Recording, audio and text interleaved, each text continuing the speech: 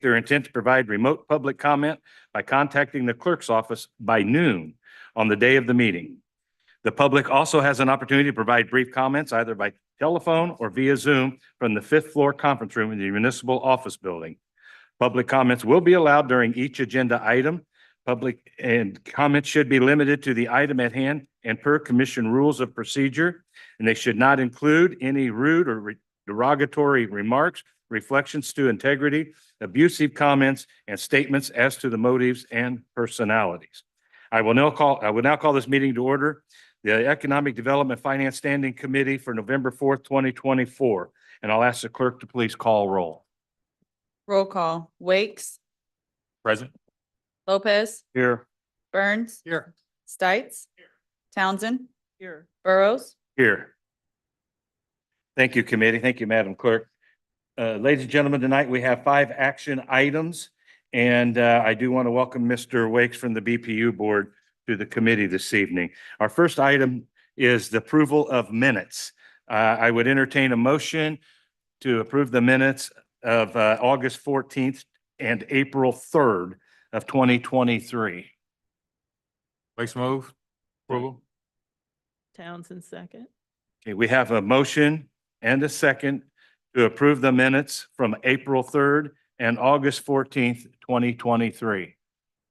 Questions, comments? Seeing none, Madam Clerk, please call roll. Roll call. Wakes. Aye. Lopez. Aye. Burns. Aye. Stites. Aye. Townsend. Aye. Burrows. Aye. Motion carries. Thank you, committee. That, as I stated, we have 5 action items and they're all resolutions. So the first resolutions are annual cash and investment policy approval. And I'll recognize Andrea Vineyard, our treasurer, for the presentation and remarks. Welcome. Thank you. Andrea Vineyard, County Treasurer.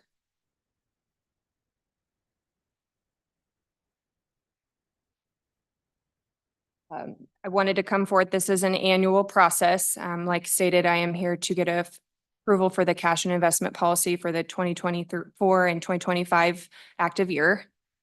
Just a few things as to why I'm bringing this to you. This policy does dictate the authority for us to invest funds that we hold as the UG. The purpose of the policy is, of course, to identify the policies and any statements that the unified government would need to make regarding managing our funds. Then it also establishes the internal policy and procedure for the management and then the investment of the UG funds to achieve the policy's objectives. Additionally, it is required as part of the annual application for the state of Kansas's expanded powers application, which I will go into detail on our next slide. I will note that there were no changes to the policy after the Cash Management Committee reviewed it for 2023 into this new 2024 document. So again, there were no changes. A few key takeaways to kind of note: the purpose of the cash and investment policy identifies the policies for responsible management of our funds. And then the policy should, at the annual review, be adopted by resolution by the board annually, first reviewed by the Cash Management Committee.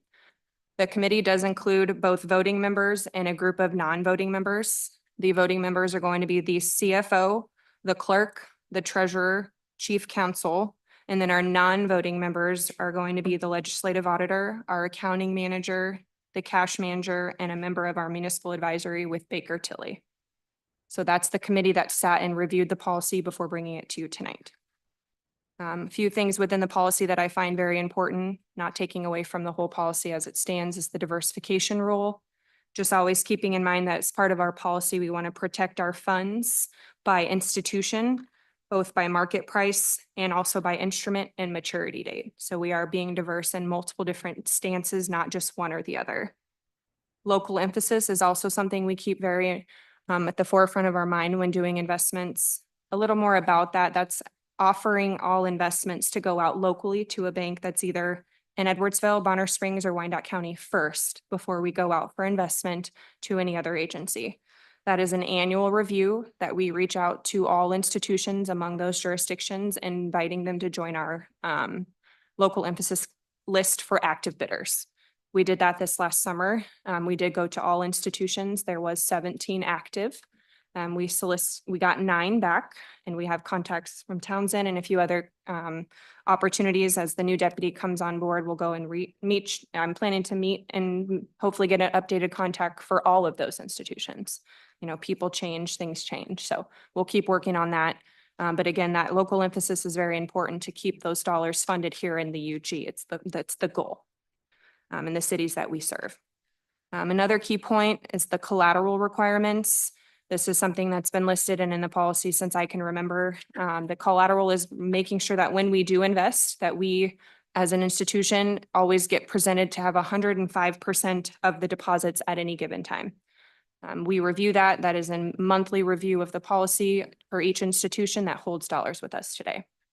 I just finished October, for example, and making sure that everybody is in compliant, and then it's reported and then audited on through internal audit function as well. And last but not least, the expanded investment authority. This is also an annual review by the Kansas municipality.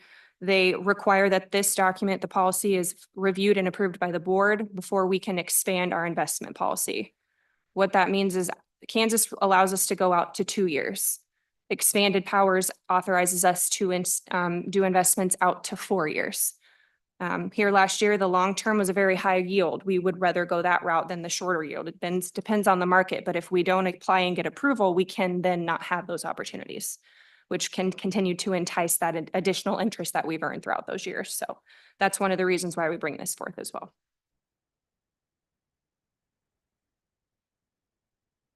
And that's all that I have tonight. Committee, any questions? Comments? Okay, sorry. Go ahead. Go ahead. Mr. Wakes? Yes, sir. Earlier, the email that I sent was regarding the committee and the manager. The manager, you said selected. Is this selected from the committee members? Or what position was that? Were you asking about the cash manager or Yes, the cash position as a manager. whole? Cash manager. Cash manager is part of the deputy treasurer function that is appointed. Thank you very much. I appreciate it. She's right here. Michelle Wooten. Thank you very much. I appreciate it. Thank you very much. Commissioner Townsend? Thank you, Mr. Chair. Good evening, Ms. Vineyard. And if you want to introduce the other people here for the record, so we have them. Yes, this is Michelle Wooten. Here in 2 days, she'll be transferring to be our new deputy treasurer effective November 7th. Chelsea Chisholm, Economic Development Director. So glad to have one. Thank you. I just wanted to say thank you for following up on new contacts. It is so important, as you say, to give our local banking institutions, minority, all banking institutions, the opportunity, whether they avail themselves of it or not, to participate in this program. Thank you. Let me also comment, may I? Commissioner Stites had I just wanted to thank Commissioner Townsend for making that comment and certainly making sure that we are contacting our local banks as well, particularly because the banks changes. Particularly, I know of a couple that have changed recently, and I appreciate you making that clear. Commissioner Stites, any comments? Stites, District 7. Well, I should have went first because both of them said what basically what Andrea, thank you. And as you guys, you know, now that I've been here for 3 years, you know that I've really tried to put an emphasis on reaching out to all 4 corners of our county, right? And you mentioned Bonner Springs and Edwardsville specifically, and I actually got a chuckle out of it. But I really do appreciate it that we're reaching out and we're trying to keep that as local as possible. So thank you very much. So are we going to beat our investment income projections for the year? Andrea Vineyard, County Treasurer. Yes. So far, so good. I like that. It's great. Thank you. Thank you very much. And there was no changes. I read through the investment policy. That is good. A little bit of heavy reading, but Yes. I remember reading it when I first came aboard, and I was pleased to see no changes were necessary. I think the only change we really had a discussion about was a couple of years ago, investment to 25% exceeding. Yep. So Yeah, we did a really, really large overhaul in 2020, 2019 when Rick McKessick came on board. But we still review it thoroughly each year just to make sure there's nothing we've missed, statutes, updates, things like that. well, it's working. So we appreciate it. Thank you. Thank you. If there's no other comments from the commission, I'll ask the clerk if there are any written comments that were received from the public. No comments were received. Any hands raised by the public online who wish to speak? There are no hands raised at the time. Okay, I'll ask if anyone here present would like to speak to this item. Let the record show no one stepped forward. If fact that nobody stepped forward, I'd entertain a motion to approve the resolution. Mr. Chairman, move to approve Townsend District 1. Second. Okay, we have a motion and a second to approve the resolution on annual cash and investment policy approval. Madam Clerk, please call roll. Roll call. Wakes. Aye. Lopez. Aye. Burns. Aye. Stites. Townsend. Aye. Burrows. Aye. Motion carries. Thank you, committee. Thank you, Andrea. Staff, appreciate it very much. Thank you.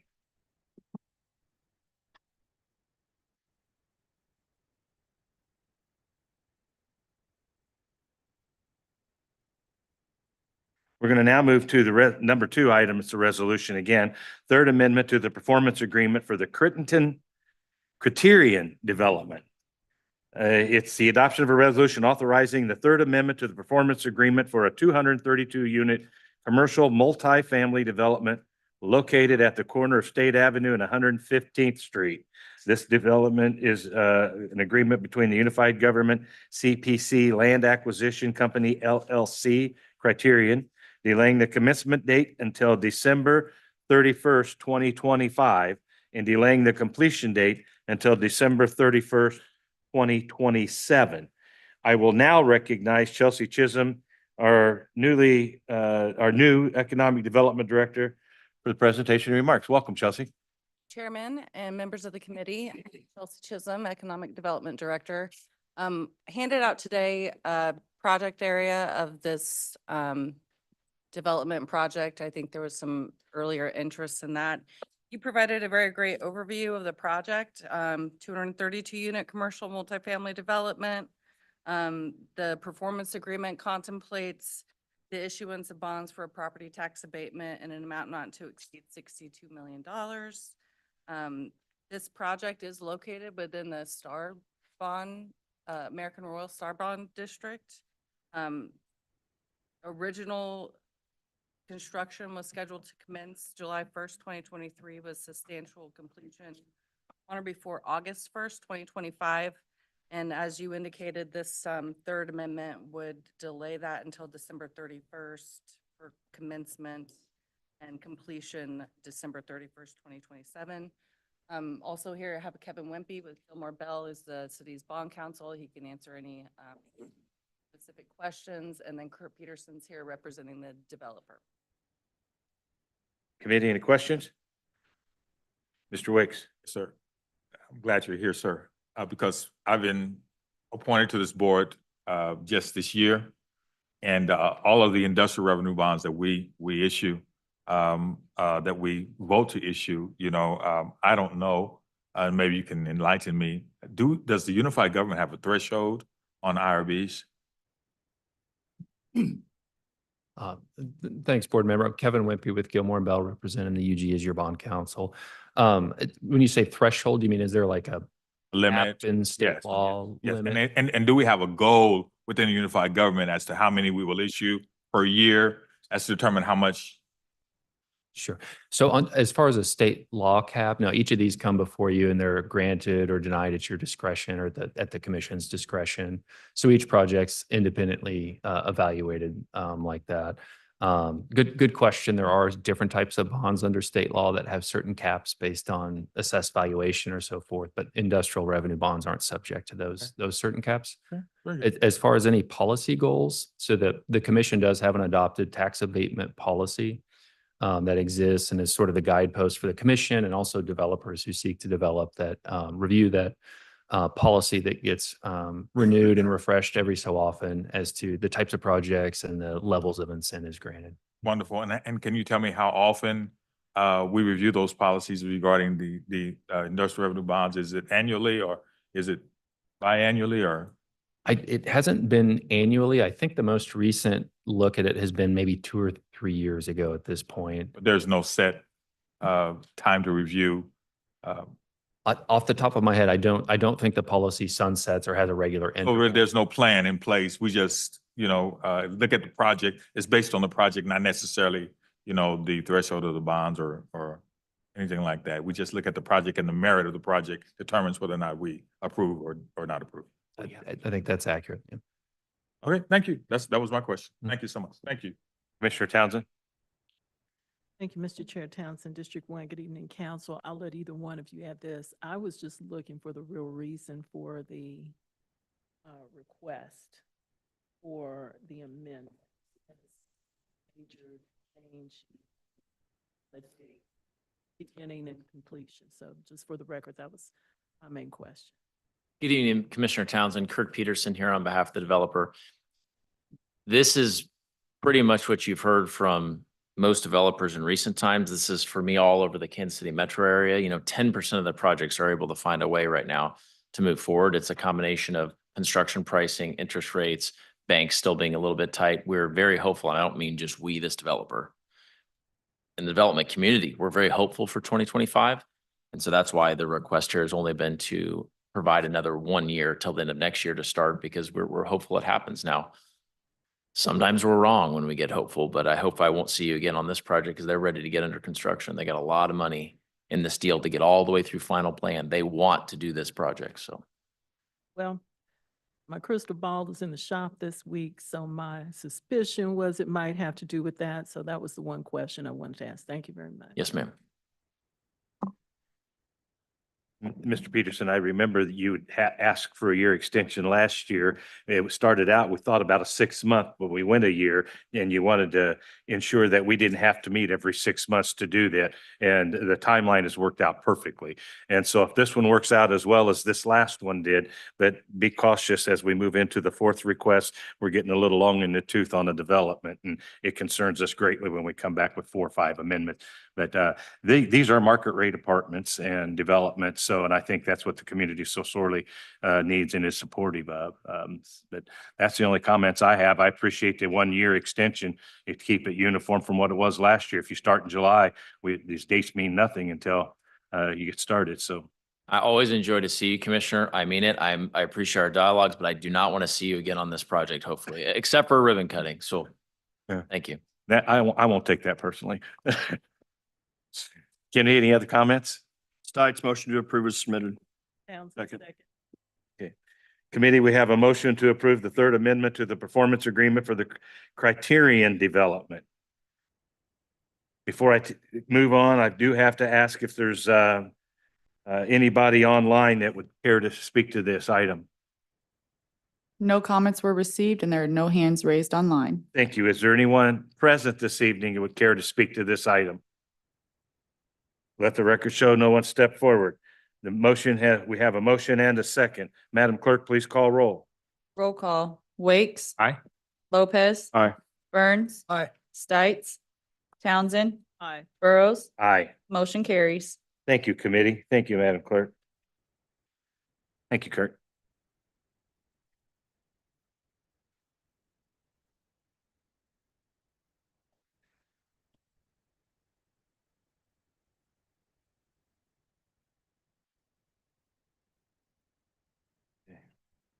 Welcome. Well, committee item number 3, again, is another resolution. It's the first amendment to the performance agreement for the development at 4601 Rainbow. It's a resolution authorizing the first amendment, the commercial multifamily facility at 4601 Rainbow Boulevard in Kansas City, Kansas. I will again recognize our Economic Development Director, Chelsea Chisholm, for an overview. Welcome, Chelsea. You. So yes, the original performance agreement for this project was executed in October 2023. This contemplates the issuance of bonds for the purpose of a property tax abatement in an amount not to exceed approximately 53 million. Construction commencement was initially scheduled for January 1st, 2025, with substantial completion occurring on or before December 31st, 2027. The First Amendment would delay the commencement date until July 1st, 2026, with substantial completion being delayed until June 30th, 2029. Again, Kevin Wimpy with Gilmore Bells here to answer any questions. Bob Johnson's here to represent the developer. Committee, any questions? Commissioner Townsend. Thank you, Mr. Chair. In fairness to Mr. Johnson, Klein, if you want to get on the record what the real cause is for the request for the extension. Thank you, Kevin. Um, it- Very similar to what you just heard from Mr. Peterson. The capital markets have been essentially restricted for the last year and a half. As everybody knows, construction and labor pricing is also incredibly high to the point where most deals don't pencil, especially most Class A multifamily. As Commissioner Burrows said, that is a product that is needed in many communities, but just isn't starting anywhere. And it's really comes down to the fact that these deals would be underwater the day that they started. We don't think that's going to be true in 25, as Kurt also said. I agree with what he said about that. We saw one rate cut already. We think another one is coming imminently, probably a quarter basis point in the near term. And hopefully that moves even a little bit further, but we're close to being able to pencil this deal. In fact, Mr. Tanner, the principal developer, is here tonight. He wanted to come in to make sure that you knew he's incredibly committed still to this project. As is Block, his partner. You probably recall that's the joint developer team. And they are gearing back up with their design professionals to bring in a final development plan sometime in 2025, hopefully sooner at the early end of 2025. It's all just dependent upon whether we can get the deal to pencil. So kind of echo what Mr. Peterson said before, but it doesn't change the commitment to this project and that we still believe in the location and the project as presented to the UG in the past couple of years. Townsend District 1, thank you for that explanation and for the continued commitment of those gentlemen. They could wave their hands. Let me see. Yeah. Thank you, thank you. And wanted to make sure that you had the opportunity to say what the request was based in. I too hope we get another cut and hope that it's larger than the last one. Thank you. Thank you. Mr. Wakes? Yes, Stevie Wakes, BPU. Question, is this the same amount for abatement that was considered in the original presentation? Yeah. I was not here. Yeah, good question. Yeah, so the performance agreement that Chelsea mentioned, status quo remains for that except for extending the commencement and completion dates. Correct. Thank you, thank you. I believe this contract is an 18-month extension and not a year extension.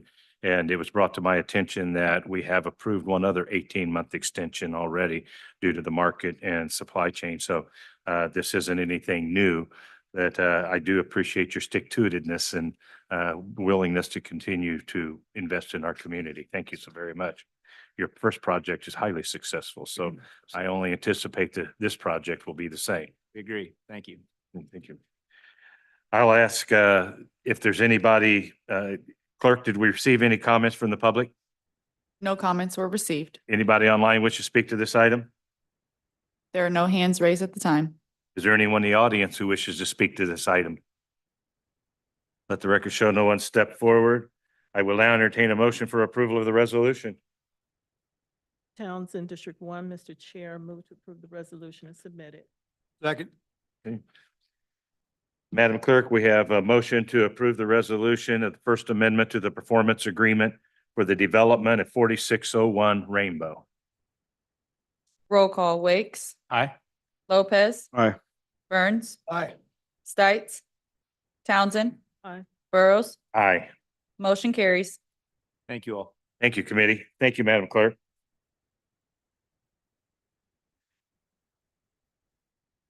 Chelsea, will we be having somebody come forward for Bucky's presentation? Yes. Okay, I'll wait till they get here. Thank you. I just didn't want to wait if nobody was coming forward.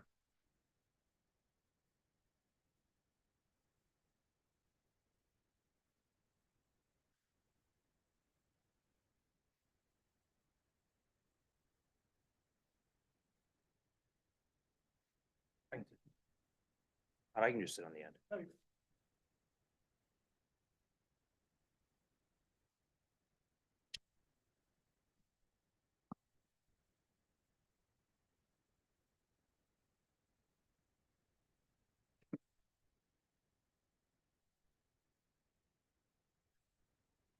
I'm going to ask you all to speak clearly into the microphone. I have a unit up here that drowns you out if you don't speak into the microphone. So I'd ask that you please speak loud enough for this these old ears to be able to hear. I appreciate that. Thank you.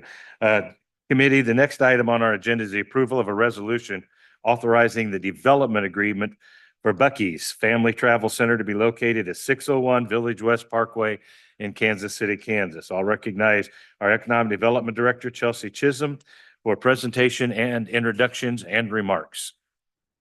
Thank you. Chelsea Chisholm. Also with me, Todd LaSala. You all are probably very familiar with him with Stinson. And then Mr. Sam Beard. Todd and I are going to kind of jointly present a overview of the project, and then Mr. Beard, I'm sure will be happy to stand for any questions that the committee has. Great, thank you. So we also have Pat Warren from Kansas Speedway, who is selling the land to Bucky's. Okay. All right. So a high-level overview, Bucky's Travel Center will be one of their largest stores that they complete, I think, second to maybe one of their headquarters out of Texas. Approximately 120 gas pumps, 12 electric charging stations, entered into with both Mercedes and Tesla. So here's just a photograph of the site plan up for the commission's consideration on November 7th will be the change of zone petition and master plan amendment. Those got forwarded from the October 30th meeting. Development includes relocation of Village West Parkway with a new roundabout, improvements to the I-70 interchange, and 3 detention ponds, to name several of the higher infrastructure investments. So as far as project financing, largely privately funded, 95 million total project costs. The request for pay-as-you-go reimbursement is about 13.3 million. 3.3 million of that is a sales tax TIF for a maximum of 15 years. 50% of that is the city's sales tax, 25% of that is the county's. There's an additional request for approximately 10 million of CID sales tax, which would be an additional 1% sales tax for a maximum period of 20 years. And then there's also a request for IRB financing solely for the sales tax exemption on construction materials, and just to clarify, not a property tax abatement. So you want me to take the timing? Sure. All right. So this is what the timing, I'm sorry, Commissioners Todd LaSala, this is what the timing would look like. Our development agreement here, like many of our others, would have conditions. The conditions are to be satisfied or waived. We're kind of go or no go by March 1st of 2025. And assuming that we pass that date, Bucky's would commence construction by May 1st of 2025. From there, whenever they commence, it's about a 24-month construction cycle. I think they'd like to be open faster than that, but there's a little cushion in that for them. And so their deadline for completion is 24 months after commencement. These are our LBE, WBE goals. These are very consistent with our goals in our other projects.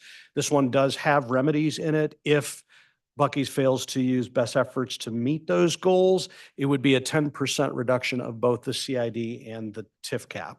So on this, that's a significant, if they were to miss, it would be significant. It's $1.3 million. One other thing I'll show you before we turn it over to Stan. We go to the next one. Yeah. This is in most ways like your other development agreements that you've been seeing with us for years. There are a handful of provisions that are a little bit unique, different in this one, mostly for reasons that have to do with insurance and Bucky's lenders that they typically work with. So I'm going to point those out to you. I don't know that they're cause for alarm necessarily, but you all are used to seeing development agreements that look very consistent with one another. And for the most part, this one is, with the exception of 4 or 5 things. Here's what they are. Number one, our development agreements are usually completely superior to the loan documents that go on. This one is different than that for the construction lender. If the construction lender were to have to foreclose, seems like a remote possibility, but if things were to go wrong during construction, they didn't pay the lender foreclosed, in that unique circumstance, they would not be subject to our development agreement except for the restrictions, meaning the construction lender doesn't have to build a Buc-ee's store there. But if and when the construction loan converts to permanent financing, at that point, they become subordinate to our development agreement, just like the rest of our other development agreements. Secondly, there are lender provisions that have to do with insurance. If there were to be a fire, if the thing were to burn down, most of our development agreements would say that the insurance money has to be used to rebuild the store.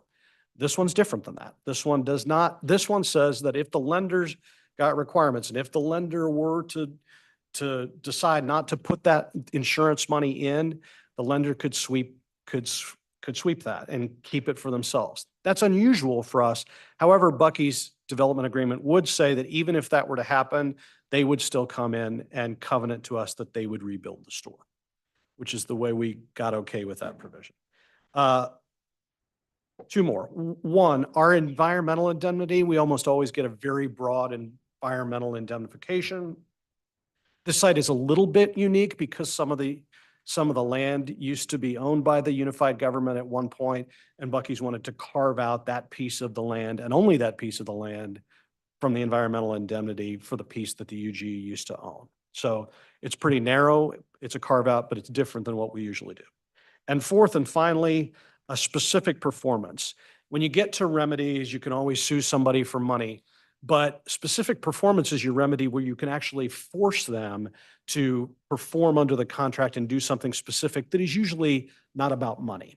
And we have that remedy, except for a few places that Buc-ee's carved out. Again, mostly they have to do with the lender and operating a Buc-ee's store specifically, but they also have to do with the obligation to rebuild after a fire. There was some consistency in these negotiations about these things.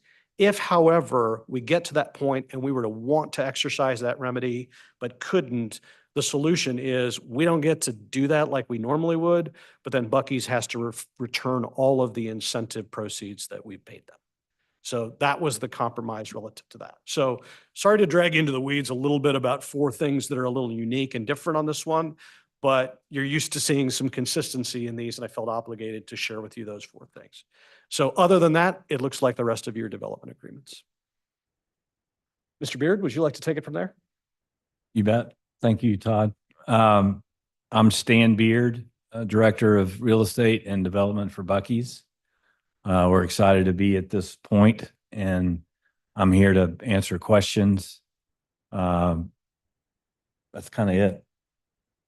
Here I am. We're ready to go. Well, hopefully we won't be too hard on you and keep you here too long. I got a game to watch. Committee, any questions? Mr. Wakes, you want to talk into your microphone, please? Stevie Wakes, BPU. How many employees did you say this development would employ?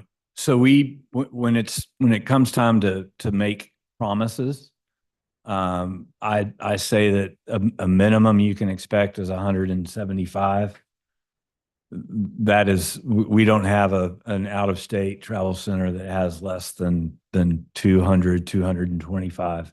Thank you. So let's just call it 200 full-time jobs with benefits. These are not full-time equivalent jobs. These do not include part-times. These are full-time jobs. Commissioner Lopez. Yeah, on your full-time jobs, what's your average pay for your employees on that? So the average starting pay is ranging anywhere between $17 and $20 an hour. And that's somebody walking in who has little or no experience, who is willing to, work hard and friendly, and it includes health benefits. It includes participation in 401k, 3 weeks paid time off. It's a tough job, but it's definitely a good one. Now, what about your managers? What's their So generally, the only non-area employee is going to be the general manager of the store. And we have we have convenience, food and merchandise. And usually those folks also come from other operating Buc-ee's. Other than that, they are pulled from the community. Yeah. Committee, anything else? Commissioner Townsend? Thank you, Mr. Chair. Good evening, gentlemen. Thank you, Mr. Beer, for being here, and look forward to having a Buc-ee's here. I'd never heard of it. Stop it. A year and a half ago. Nope, never heard of it. We got to fix that. Was here from Texas. That's what she told me. And thank you, sir, for being here, because I wondered who was selling the land. So thank you for your appearance here tonight. Councilor LaSala, I want to go back to the particulars that were a little bit different. And here's what I got from what you said about the insurance, and heaven forbid there is a fire. Buc-ee's insurance is going to be first to get, so to speak. The lender, Pay back the lender. the lender will get to decide. What's unusual here is that the lender will get to decide whether to take those insurance proceeds and apply them to the loan or allow Buc-ee's to use the insurance proceeds to rebuild. That's what's unusual for us. Our development agreement usually says the insurance proceeds must be used to rebuild the asset. Buc-ee's said, look, with our lenders, they're going to insist on this, and we're going to have to be deferential to them. So we allowed that with the commitment from Buc-ee's that even if the lender sweeps the insurance and keeps it, applies it to the loan, Buc-ee's commits that they will still rebuild. That's how we got comfortable there. I would also tell you that to some extent, Buc-ee's is self-insuring these a little bit. Their deductible is higher than what you normally see. It's like $5 million, which is significant when it comes to those. So to some extent, we're taking the belief that Buc-ee's has the wherewithal to rebuild this store if they choose to. And it does stand to reason that when you're talking about one of their larger stores, that if the thing is performing well, that they will want to rebuild. Okay, thank you. My concern was, heaven forbid this ever happen, become an actuality, that Buc-ee's builds, there's a fire, devastating, that there wouldn't be just a burned out shell there. Right. That is my main concern. Right. Under no circumstance would we be there. The document does cover that well, and you've also got applicable law where you wouldn't just allow that to sit there. So I don't think that's one of our primary concerns. Just a few more questions generally about, would this be a 24-hour operation? Yes, ma'am.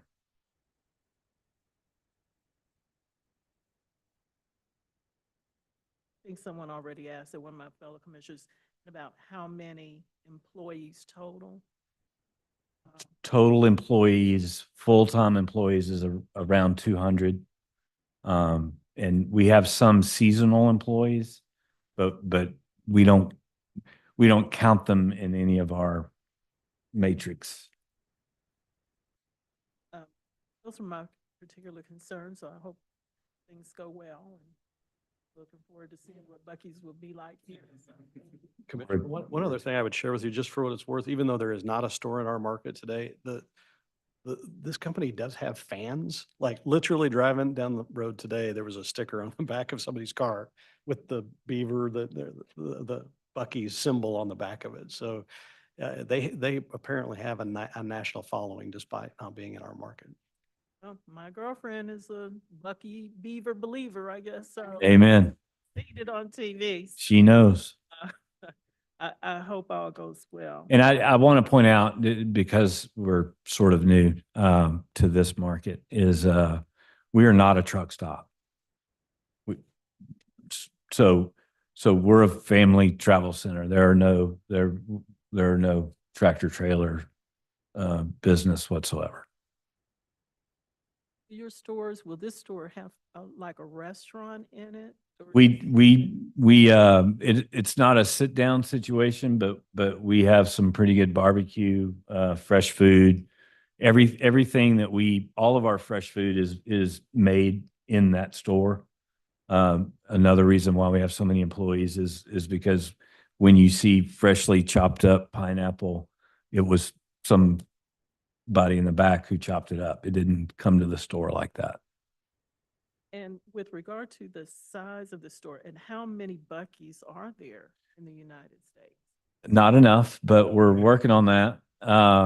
So we've been in the business since '82, and we started out just as a little corner, store, just like everybody else. But what we are now known for and what we concentrate on are the larger format travel centers. We have 32 of those in Texas, Alabama, Georgia, Florida, Missouri, Kentucky, Tennessee, Colorado. I think that's it. This would be about number 33. This will be, if you went in order, this would be 33, and it would be one of our 74,000 square foot stores, which as of now, there are only two, one in Sevierville, Tennessee, and one in three, Johnstown, Colorado, and Hillsborough, Texas. So this will be the big store. Yeehaw. Thank you. Thank you. Commissioner Lopez? Yeah, I just wanted to, I've been to your Buc-ee's several times in Tennessee. It's great. You're damn near a butcher. You have pretty much swinging meat in the middle. I was able to buy hunting supplies there.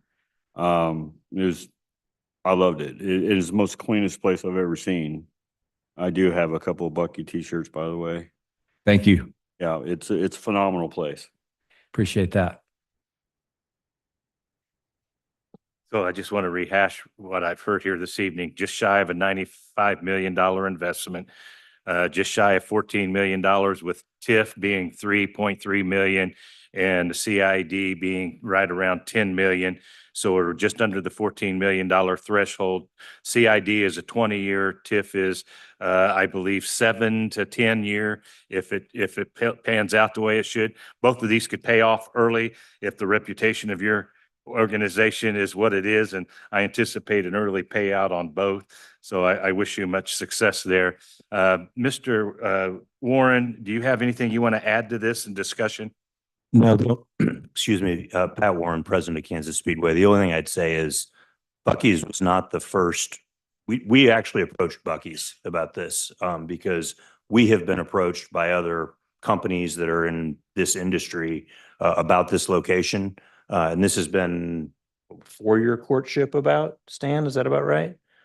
It doesn't feel that long. Yeah, I mean, I think we signed the contract for this in June of 23, and that was after, I think, 2 years. So I'm roughly speaking, but we're really excited about what Buc-ee's is going to bring to Kansas City, Kansas, and to be a neighbor of Kansas Speedway.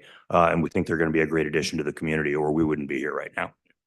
Well, I appreciate that comment. Thank you. And I do appreciate the committee's questions on the money for the jobs and the money and the 10% penalty on the LBE, MBE, WBE businesses is critically important to members of this commission as well as to the community. And I commend you for meeting that criteria. It's important that we have that. The IRB, I'm really pleased to see that you chose not to use the IRB for a tax abatement. It's something that the committee has been working to address in developments coming forward. So thank you for that. It shows that you're willing to be a strong financial partner to community, and this community so sorely needs that. And if I could say just quickly that the $13-ish million that we're talking about here in the TIF and the CID, those are our dollars. There are no dollars coming out of the UG.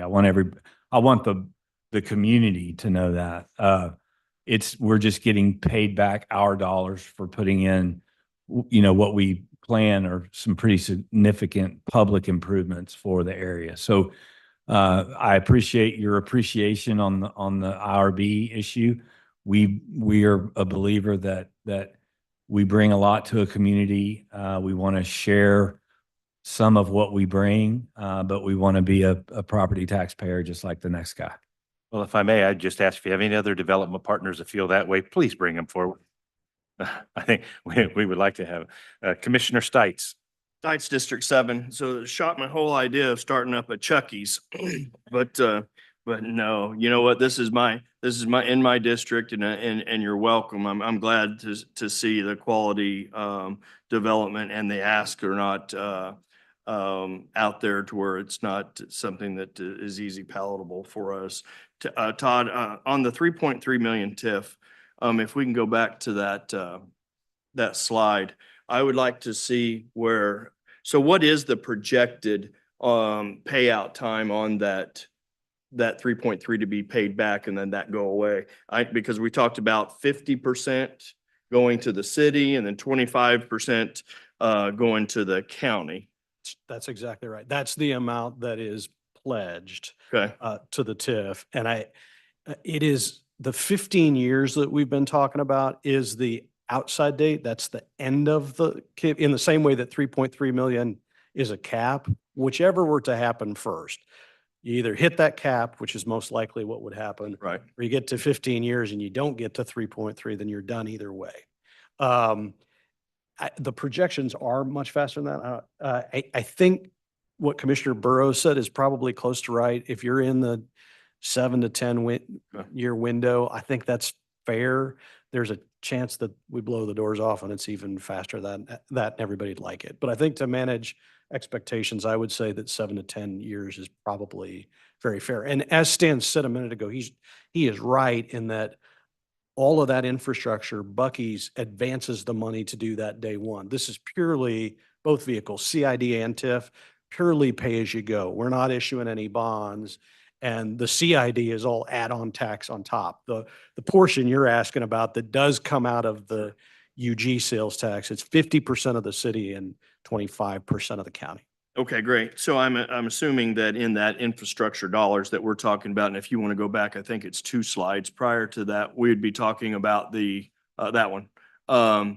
The realignment, if we will, or the alignment of the entrance into Buc-ee's and to the Hollywood Casino, right? Is that alignment there? That will be on that infrastructure dime there that they're fronting the money up front and then it gets paid back, right? Yeah, that is generally right. If you want to get real specific, our budget, if you go to Exhibit F of your development agreement, the budget there, and I'm not telling you you have to now, but Yeah, I won't. you will see that relocation, of the 13.3 million, about 6.3 million is that road relocation you're talking about. There is also a water line that's moving, that's about $700,000. Electrical relo is about 4.1 million. Sanitary sewer and I-70 interchange alignments that Chelsea's talking about are about 1.6 million. That gets you to about 13.3 million. Are there any improvements out onto 110th? Are there turn lanes or anything happening right there? And if so, somebody that lives out there and experiences on race weekends, the kind of and I'm glad that it's busy, don't get me wrong there.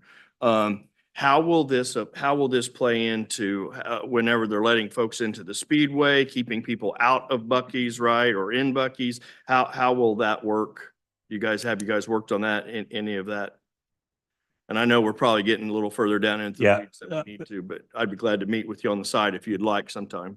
Pat Warren with Kansas Speedway. It's my understanding there are going to be improvements on both exit ramps to 110th Street. They'll be widened. A lane will be added in each case. When you come off headed westbound, there will now be a free right-hand turn, which is great for everyone. We accommodate that right now, even on our event weekends, to allow guests to get into the casino. So it exists on an event weekend where it wouldn't normally exist because the way we cone it and staff it. Now that will exist as part of the infrastructure. And so people will have the opportunity, even on our busiest weekends, to be able to get into Buc-ee's without any issues. Now, look, at the peak of traffic, when we've got a cup event going on, people are going to be impacted, but I think it's going to be minimal. So as you well know, on that corner, there was a monument that was set up by Officer Detective Lancaster. that was,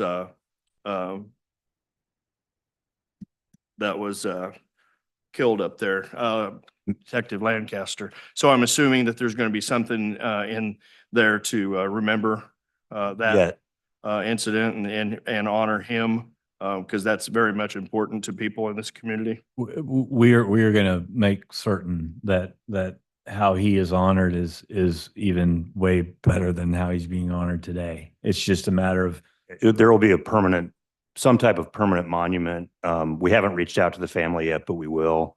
And that will be something that honors his memory appropriately. He was killed or shot on our property. Yes, I remember well. I was on the police department at the time, so appreciate it. When you said it's not a truck stop, will you guys sell diesel, automotive diesel, yes. right? No red fuel though? No red fuel, death at the pumps, ethanol free at the pumps. Okay. All right. That's all I've got. You ready for a motion? Can I, Public But- first, but I do appreciate Mr. Lasab. Commissioner Burrows, if Yeah. I can add one more thing. A conservative estimate, and one of the reasons we're so excited about this, a conservative estimate of the number of visitors Buc-ee's will bring to our area is 4 million a year. And roughly 70% of those will be from out of state. And so it's just a phenomenal development opportunity for Wyandotte County generally and specifically Village West. But it's one of the reasons that we're so excited to have them as a neighbor. And I should have asked this when I asked about the red fuel. Is there and I'm sure there is, but there's not a local, we're outside, where people are, but they are buying red fuel. There's a need for ag fuel out this way. Is there the potential that could maybe change that you serve? Way over my pay grade. All right. Well, I'm- if you want to run it up the chain, let them know I- that I there's not a absolutely- place around. The closest one, 7 Highway and 11 Markson is the closest one around. So you there might be a need for that there. I'll look into it. Thank you. So Commissioner, I'm sorry to interrupt. One more thing that we probably should talk about, just logistically. I think these guys are very anxious to close in the near term. So I think the request from them would be that ideally, whenever we do a motion here, I think they'd ideally like to fast track and be at the commission on Thursday night this week. Well, you just stole my thunder because I just seen on section 9.9 on page 25 that time is of the essence in this agreement. So normally we don't like to fast track because we want some time to digest in case the attorneys need to go back and dot the i's and cross the t's. And if there's any other agreements that were discussed here in committee, that'll be up to whoever makes the motion to determine if they want to fast track it. It'd be the committee's purview to do that. At this time, if there's no other questions or comments from the committee, Commissioner Lopez. Yeah, I was just, the 4 million a year on the annual. Is this, okay, so this Buc-ee's here, is it equivalent to the one in Tennessee, or bigger, smaller, same size? So we have a couple in Tennessee. We have one in Crossville, Tennessee, and one in Sevierville, Tennessee. I assume you've been to the one in Sevierville. It's gonna be over by North Carolina. Yeah. Okay. So that's Sevierville. That's the 74,000 square foot store. That's the same size we'll have here. That Sevierville store, because, it's next door to Dollywood and the Smoky Mountain Park and all that stuff. I mean, we see over 6 million visitors at that store.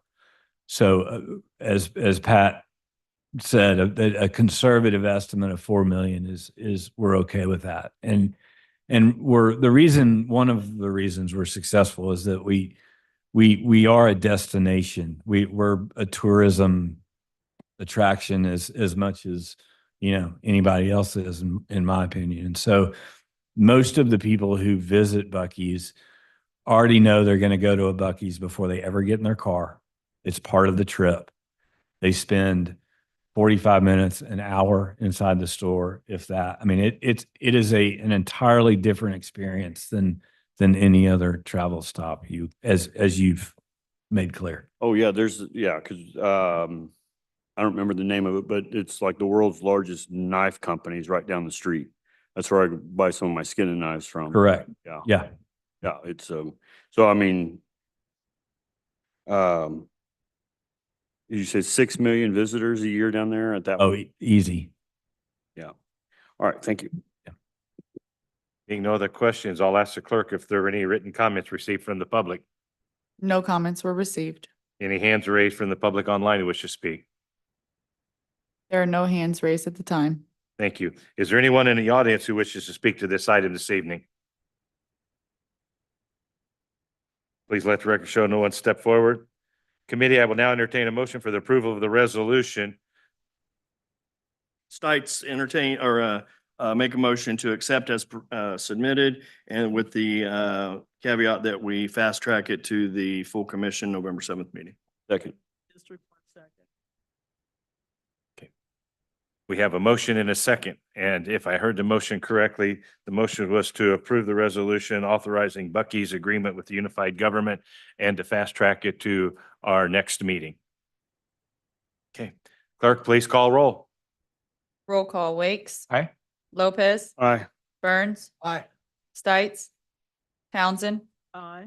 Burrows. Aye. Motion carries. Thank you, committee. Thank you, gentlemen. Appreciate it very much.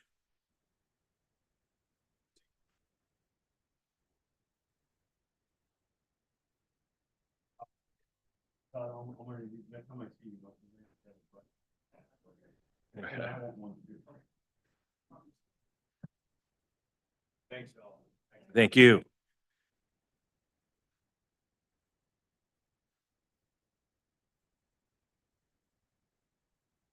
Committee, our final item this evening is again a resolution. It's the third amendment to the development agreement with the Kansas Entertainment LLC.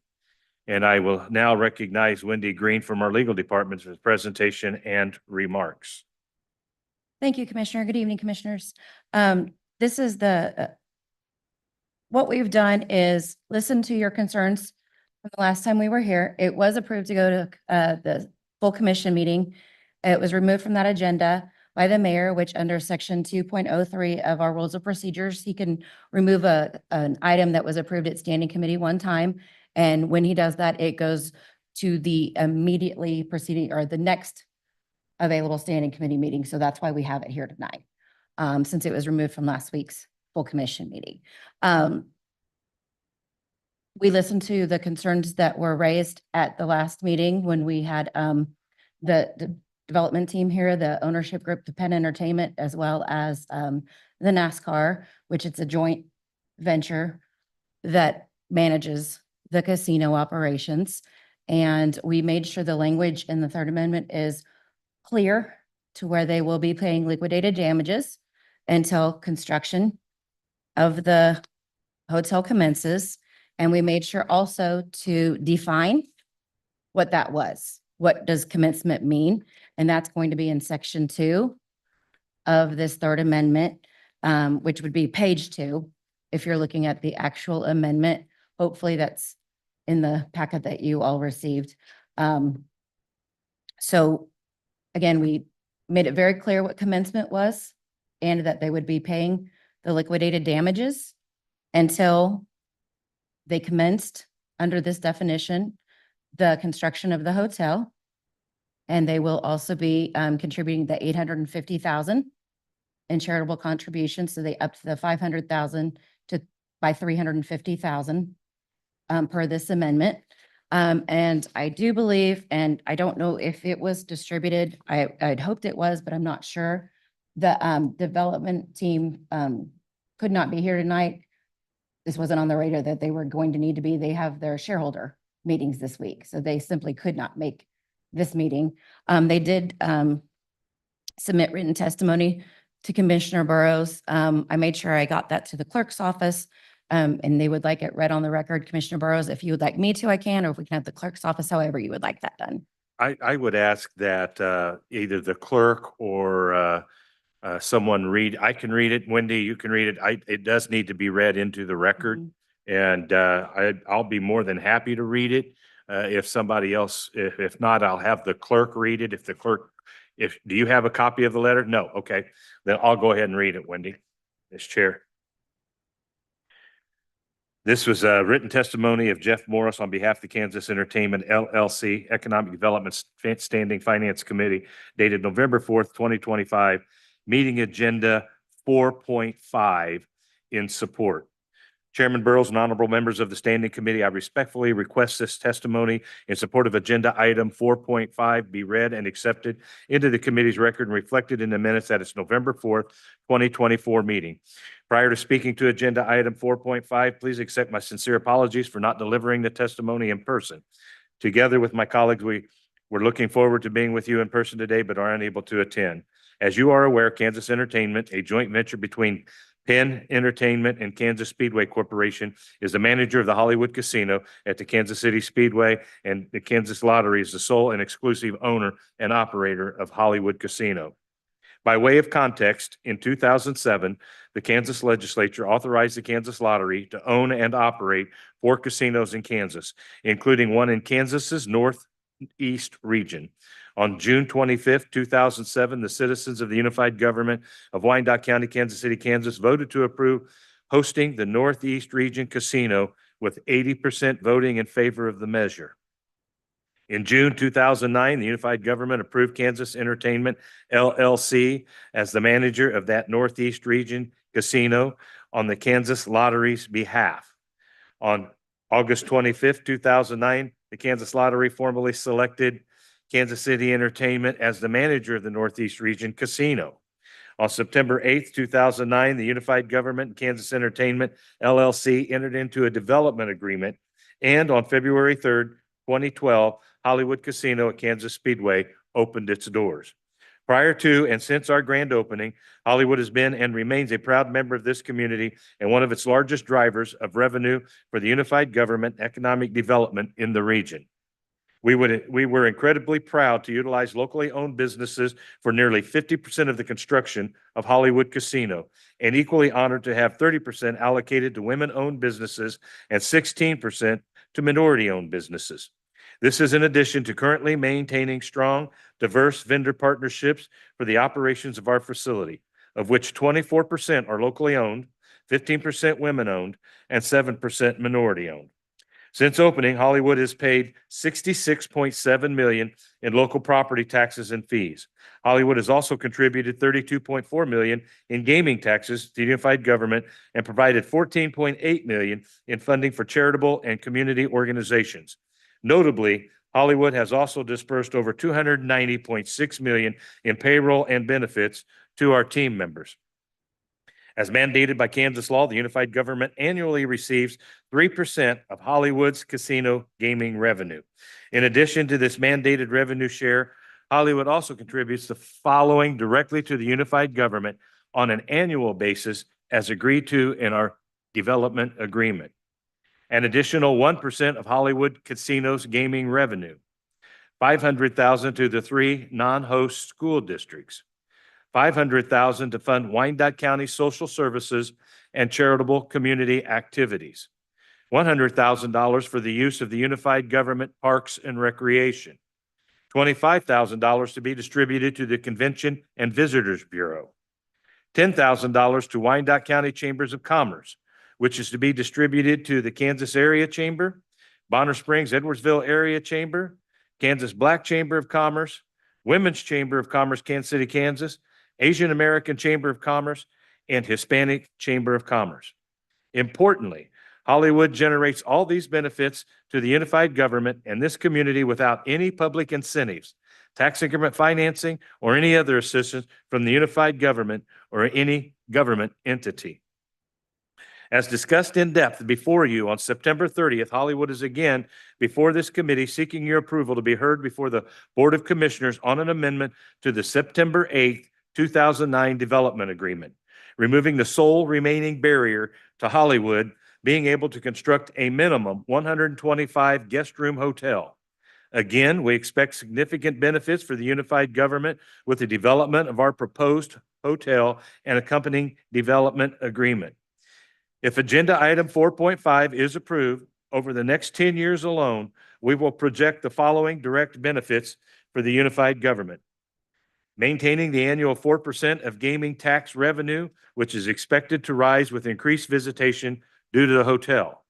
$8.5 million for unified government social services and charitable community activities, $6.5 million in new hotel tax revenue, $5 million to the 3 non-host school districts, $4.8 million in new property tax revenue, $1 million for use by the Unified Government Parks and Recreation, $500,000 in new sales tax revenue, $250,000 to be distributed to the Convention Visitors Bureau, and $100,000 to be distributed to the aforementioned chambers of commerce. The above is in addition to the expected one-time tax benefits related to the construction of the hotel and hundreds of new construction and permanent jobs at Hollywood.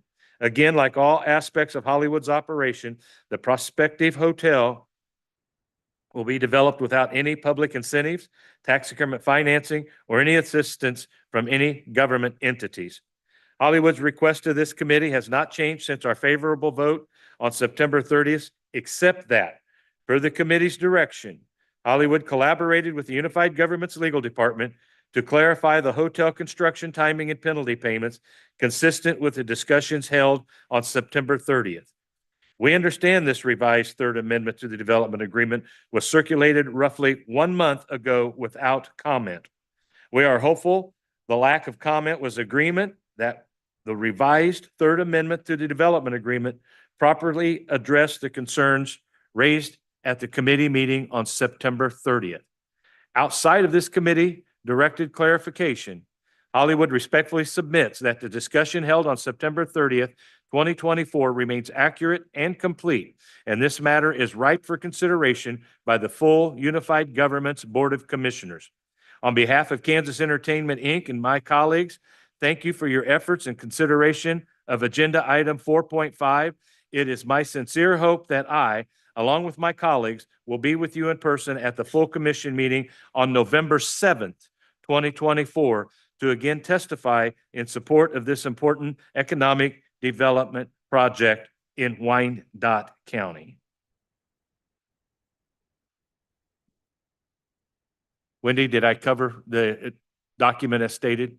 Yes, you did. Thank you. Thank you. Committee, any questions or comments? Commissioner Stites.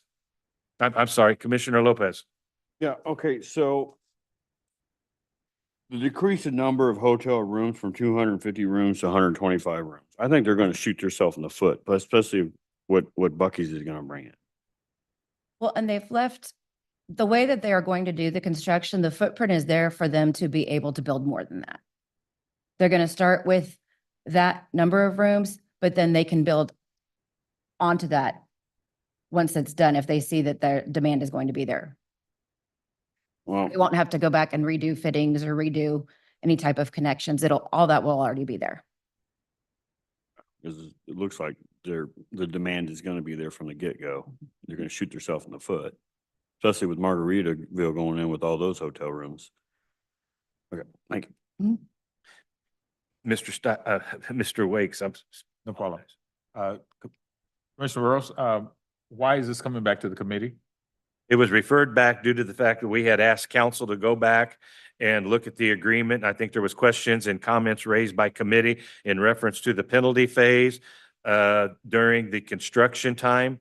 There was questions about the commencement of construction and completion of construction, that if I remember correctly, council, that during those 2 years, the penalty phase would not be, they would not be held to the penalty phase. But it was the position of this committee that they go back and negotiate that the penalty phase would continue during construction because there was no hotel. If that's not correct, please correct me, council. That is part of it. That is correct. It was approved to go to the full commission.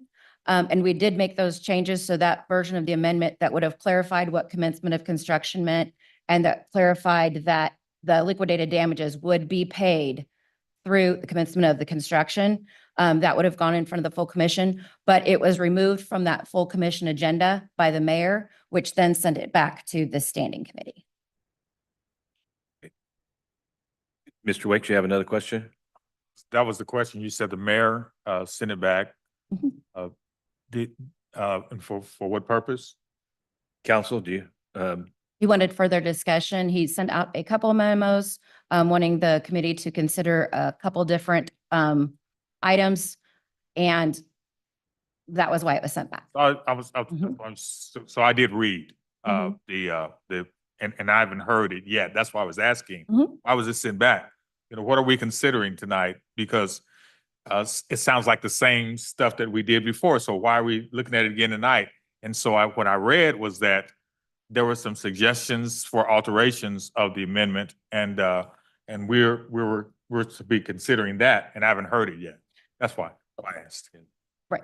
At this time, I'll recognize Lavert Murray, who is here representing the mayor's office, I'm assuming. Thank you, Commissioner. Members of the standing committee. You are correct. There was a letter or that was drafted and sent to the committee as this matter was sent back to the standing committee. And so the question, why was this sent back? The mayor looked at some of the recommendations that was coming forward with the along with your recommendations as it was heading to the full commission, and felt that there were other options that could have been on the table for consideration. And so the mayor just wanted this to come back for you to consider if there are other options. For example, since the hotel size was reduced from 250 to 125 rooms, how do you consider the continuing the penalty to leverage a larger hotel? Things like that. That's what the mayor sent it back for you to consider. Mr. Wakes, any other questions, comments? Was it? Thank you very much. Any other questions or comments? Commissioner Stites? Stites, District 7. So I guess I'm, and I remember this meeting very well, and I think that it was said that we were to not negotiate at the dais here. So I don't want to make sure I'm clear on what we can do and not do here. So I guess I'm still kind of unclear. And Wendy, would you explain? So the penalty, they're building half, well, how is it suggested right now, this third amendment, what the penalty phase, they will pay it through when? They will pay it through commencement of construction. And what we have defined as commencement of construction is beginning of construction and the construction and commencement date of the hotel as used herein shall refer to the occurrence of both the issuance of the necessary permits to begin construction of the hotel and entertainment's undertaking of a program of construction that is continuously pursued to completion. So if I'm right, and I'm not an attorney, but I just, to dumb it down a little bit for me. So when they start construction, and it's verified that they start construction, and I remember by looking at my notes before that it was an 18-month build out, they would be in that 18-month window of construction that would come out of, they would no longer be paying that penalty, which would directly come out of the unified government's general fund, correct? Correct. And that amount for 18 months is roughly $2.2 million. It's 1% of their gross revenue, or gross gaming revenue. So it changes depending on what that number is. It's been So it's pretty like 1.7 consistent. last year, I think. Been pretty consistent in that area. So we are, by doing this, we are taking $2.2 million out of our budget. An already budget that we're already struggling with. They haven't fulfilled the original development agreement at, you know, I will tell you at 250 rooms, right? If they're cutting it down, I think they continue to pay half. If they are pay, I mean, I guess I'm able to say this, we're not negotiating, right? It's, if it's 250 rooms, that was the 1%, and they're willing to build 125, which is half, you continue to pay the half until you build out the other 125 rooms and make the original development agreement whole. That's my opinion. You know what? They're coming and asking us to open up this development agreement. And then here we are to take it and not not recoup anything for that. Me personally, I'm not in favor of it. I'm in favor of the project. I'm not in favor of the points of the deal.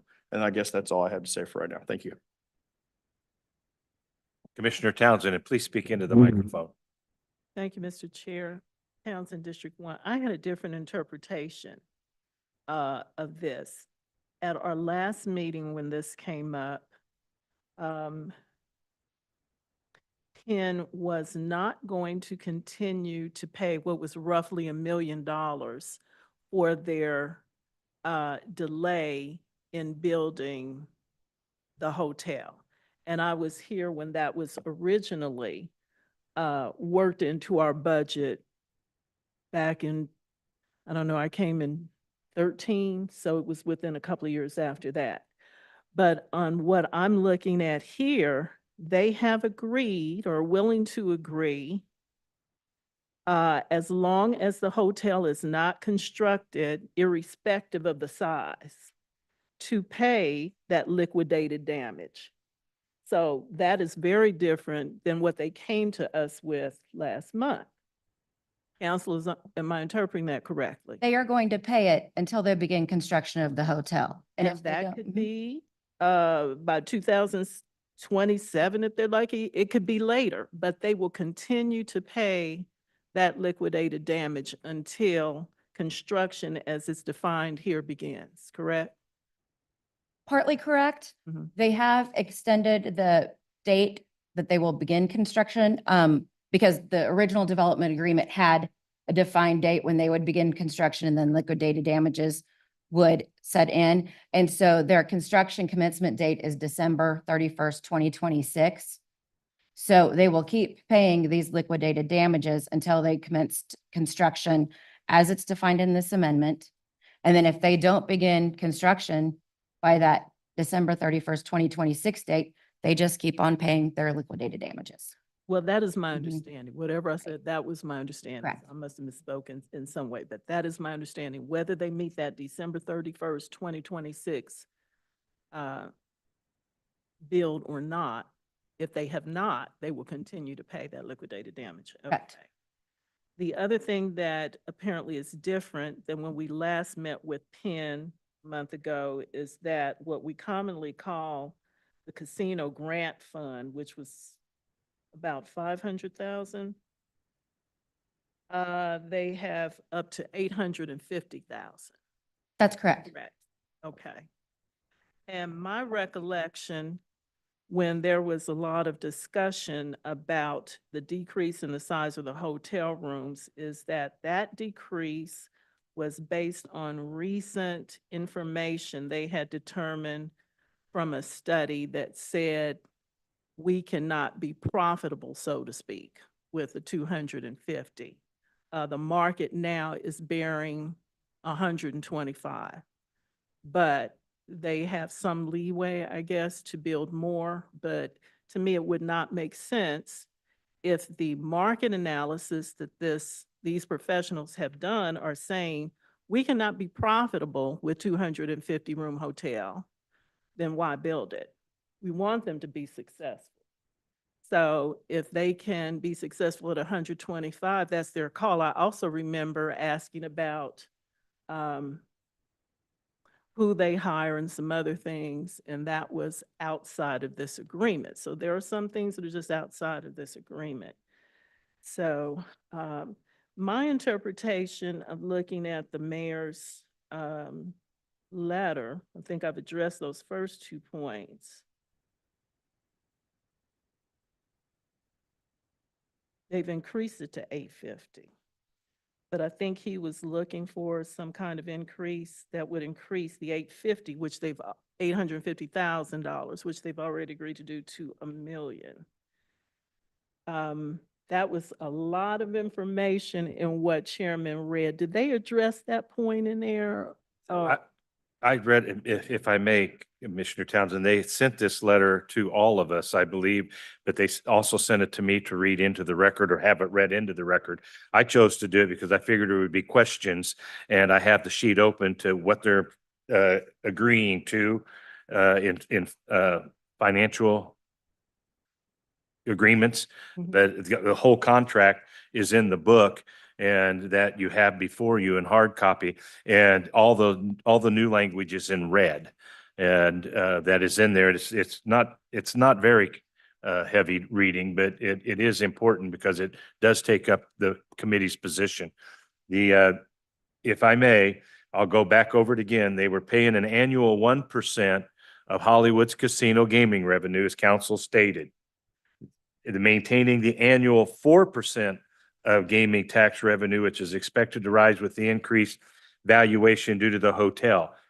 That 4% of the gaming tax revenue, I don't know where that 4% came from, council. Yes, if I may, when agreeing with the legal department, that's the 3% that we get from the state and then the 1% that we get under the development agreement. That's separate from the liquidated damages. So that explains the 4%. I just wanted to ensure that I know the 3% is in statute. Correct. And the 1% is the agreement between the local unit of government in reference to their gross. 8.5 million, it was 500,000 to the 3 non-host school districts that was agreed upon. In 10 years, that would be $5 million. And that's what they stated down here when they talked about that. They're still meeting that criteria.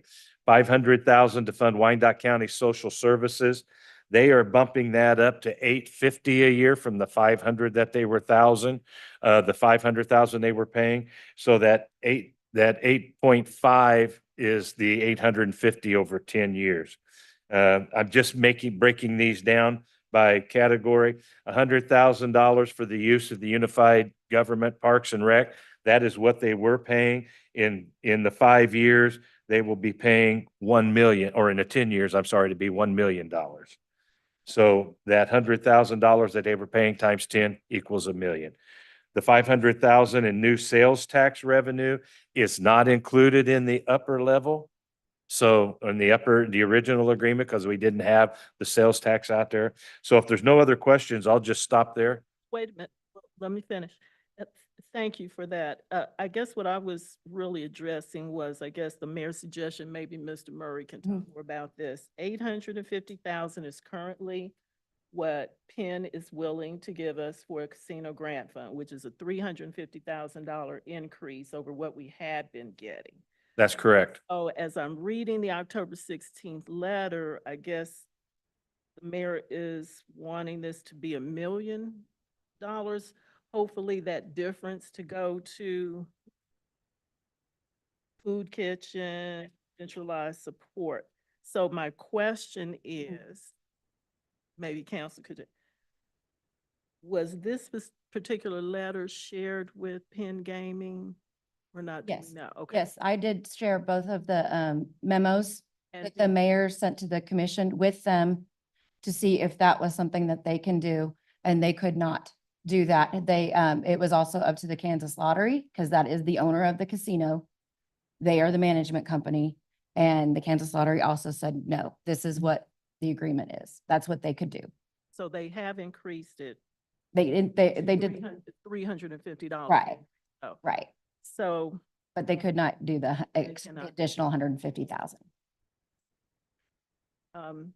I am in support of what has come back, but my thought is, with the addition of that $350,000 that they've added, maybe some portion of that increase can go to social services, as the mayor suggests. That's for the board, the full board to decide. But if Penn Gaming has said this is what we can do, we've heard all of the money that they have put into this community already. So I would be in support of what they have done here. I'm not sure why we would not go forward. Yeah, well, I can tell you why I'm not in support of going forward is because if they would have built a hotel, 250 rooms back in 2009, like they said they were going to do, how many hotel rooms have been built subsequent 2009? Anybody? Just take a wild guess. I don't know, 1,000? maybe, right? So if they would have built those rooms back in 2009, they wouldn't have had to pay this penalty. And now they come back to us to open up this development agreement to act like it's our fault. I agree. I am fine with them paying or building a 125 room hotel. And if they're saying that that's what the market says that they'll support, then you know what? I'm glad. It's going to make it really tough whenever the next hotel developer comes to us here in the next 6 months or a year and says, we want to build another 200 rooms. And then we're going to say, well, how does the market support 200 more rooms? We just had Penn Gaming saying it doesn't support it, right? So my stance on this is that you elected to not build the hotel back in 2009 or 10 or 11 or 14 or 18 or 2024, right? You guys decided that, not us. And we are not, I don't know why we would take the penalty that was set in place to pay for them not building that hotel and just absolving it and getting rid of it. They are not building what they said they were going to build, 250 rooms. If you're not going to, then fine. If you're cutting your room number down to 125, which is half, then you continue to pay the half. With the day that you meet 250 rooms, that goes away. That would then go away because that's what you said you were going to do. And so the start of construction, December 31st of 2026. So that means that they would be open in June of 28 because it's an 18-month build out. So in that interim between 2026 and 2028, the UG budget would lose $2.2 million. Why they are still building, why they're building a hotel. We don't, it doesn't mean that it's built. So why should we take the money away from us? If they would have come in and say that they're going to pay the penalty up through construction, that's one thing, but they're not. They're saying we want you to take it away during the 18-month build out period. And I don't think that is fair. And I am definitely not. I'm glad that they're willing to up from $500,000 to $850,000 for the civic contribution for us to pass out to the 501c3s in our community. That's great. But I'm going to tell you what, it fails in comparison to the amount of money that we're going to be losing if we approve this development agreement as submitted. Thank you. I have Commissioner Lopez and I'll come back to you, Commissioner Townsend. Okay, so,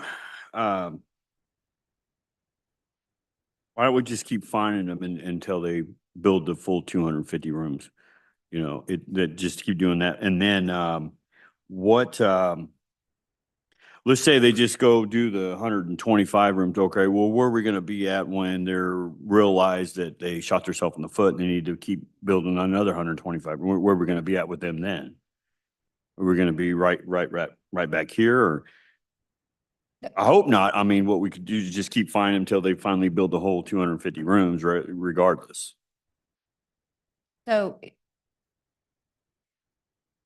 as the amendment states, it stops at construction, which was also how the original development agreement read, that until they began building the hotel, they would pay the liquidated damages.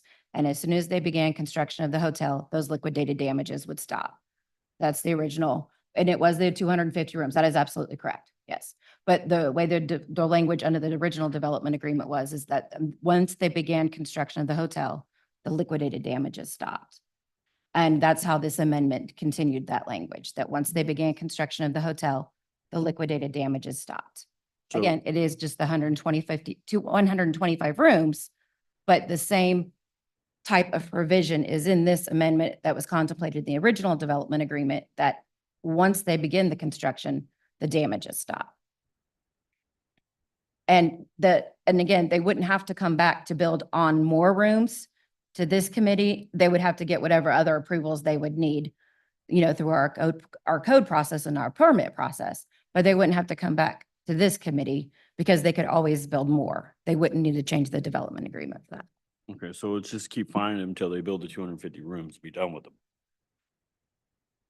Commissioner Townsend. Well, again, when this penalty, so to speak, was begun, the emphasis was on not building a hotel. The expected capacity may have been 250, but who had heard of COVID then? There are a lot of businesses that have changed their business model, and they've had to continue as an ongoing profitable business. So I think the emphasis should be on whether or not there is a hotel. They've already told us they can come back and increase it, that's fine. But the penalty, as this was liquidated damages, was focused on failure at the time to build a hotel. So market situations change, they're willing to do a hotel, hope they're profitable. And to me, it sounded like they did the wise business thing and conducted inquiry as to what in today's market would work. Thank you. Commissioner Stites? It's District 7. COVID was 11 years prior to this development. You know what? If they would have built in 2009, nobody had even thought about COVID. So if they had done what they said, if they said they were going to do. So I guess then what I would say is, I'm not sure Margaritaville, how many rooms is that? 250, 240, 246, maybe? I don't know why their business model works. They're not running a casino, are they? Yeah, which Everybody's honestly, different. I'll wait until you finish. Everybody's just miles different, I'm sorry. No, Let's be respectful so no. we can keep. So this what matter I'm of record saying here. is you would think that being attached to a casino would make it even better.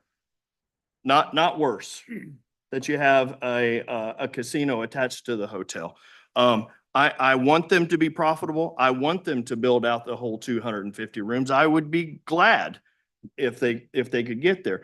I don't think that in the original development agreement that it was ever intended that the unified government would lose money because a developer didn't do what they said they were going to do. And that was to build. The penalty was set in place for a reason, and we should adhere to it and make them pay that until they reach the 250. Maybe they never reach the 250, but maybe they turn out and they find out that, man, we need to get moving on the other 125. That is not our problem. I would like to bring to the committee's attention that under Senate Bill 66, the gaming bill, that no public incentives can be used, no public tax dollars can be used, and that the agreement, there's two agreements, one with the state and the lottery, and one with the local unit of government. Local government's agreement preceded all of us, I believe, most of us here. So I was going to ask council, do we know who negotiated the original agreement? Because this agreement, the only change that comes about is the additional $350,000 and 125 room hotel. So I don't disagree with what you're saying, Commissioner Stites. I just want clarification that I believe council is bringing forward the reintroduction of the former agreement, and we raised the questions about the penalty phase.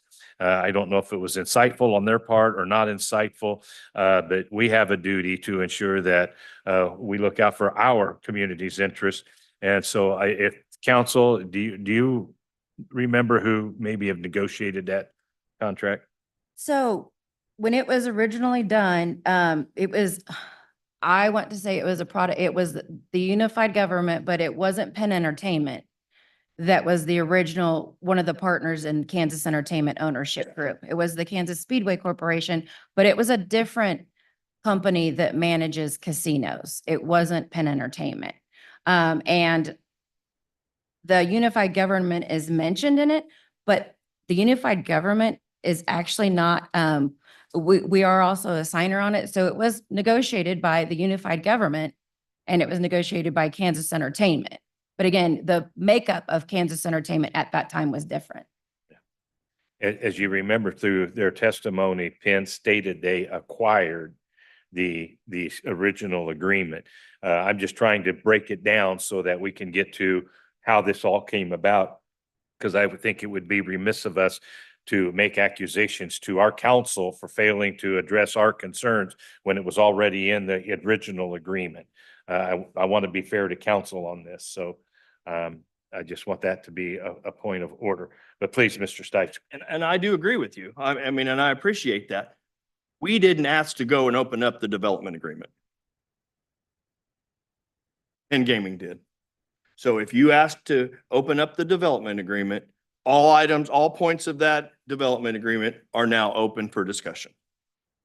Thanks, that's all. And I agree. And I'm not saying at all that our council was doing anything or not representing us or negotiating in the best interest. Or I just didn't know when it was the right time for me to say that because of the last time that it was, or not to negotiate from the dais, right? So I just wanted to make sure that it was the right time for me to be able to say that. Thank you.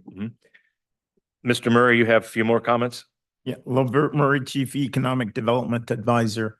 I think the mayor agrees with you, Commissioner Stites, that he believes that the revenue for the casino has been stable since they started operation and is growing. And so the question is, can they afford to continue payment? When you can, there are two issues here. One, 125 room versus 250 rooms, and they agreed to, and it's been stated earlier, the 250 room development. And that's all the mayor is suggesting, that you consider continuing that penalty until they get there. And I think that's what Commissioner Stites has been saying. Well, not at the full amount, right? Because they're building half. I'm okay with reducing it to half. You're building half, you pay half of the penalty in perpetuity or until you develop out the original 250 rooms. Commissioner Lopez. First of all, this whole thing stinks to high heaven. I'm telling you that right now. So, I mean, how can we amend a breach of contract, number one? And then they're yanking our chain with this liquidated damages, like we're gonna throw you some bones here, we're gonna throw you some little breadcrumbs here, and we're biting at it. When we can they need to just build the 250 rooms. They can afford it. They're yanking our chain. So just keep that in mind. Council, a question, if I may. If this wasn't to advance this evening, what happens then? What if they don't If build we it? don't approve this contract this evening?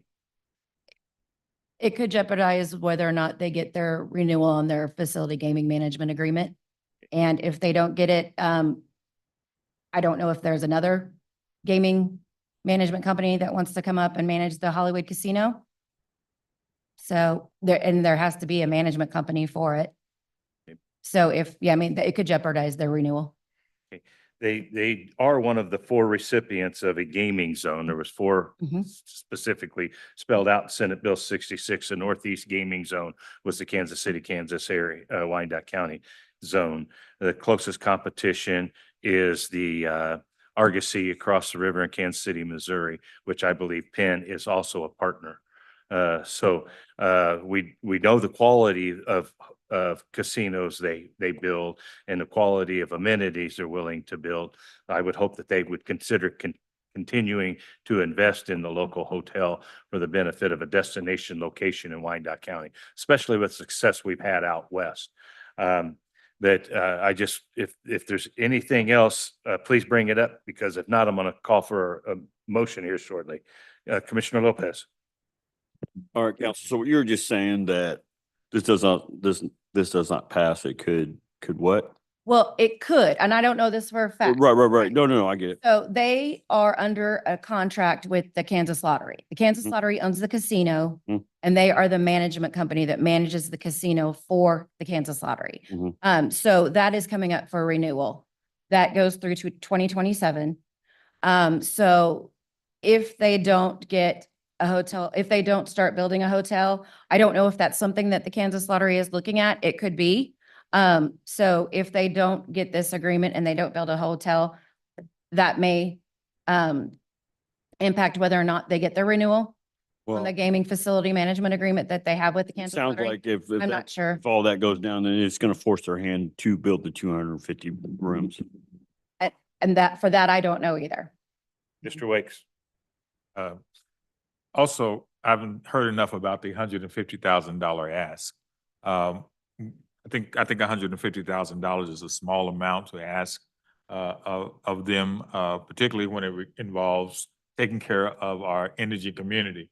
I don't know where they are with that, but I would say if this is approved or without that consideration, that we might just move the Willie Gill Center out next to the casino. That may be because I don't think that they're taking in consideration the needs of Wyandotte County when we consider our indigent population. Because I think it's a very big consideration that we need to take account of as we listen to what the mayor desires from this agreement.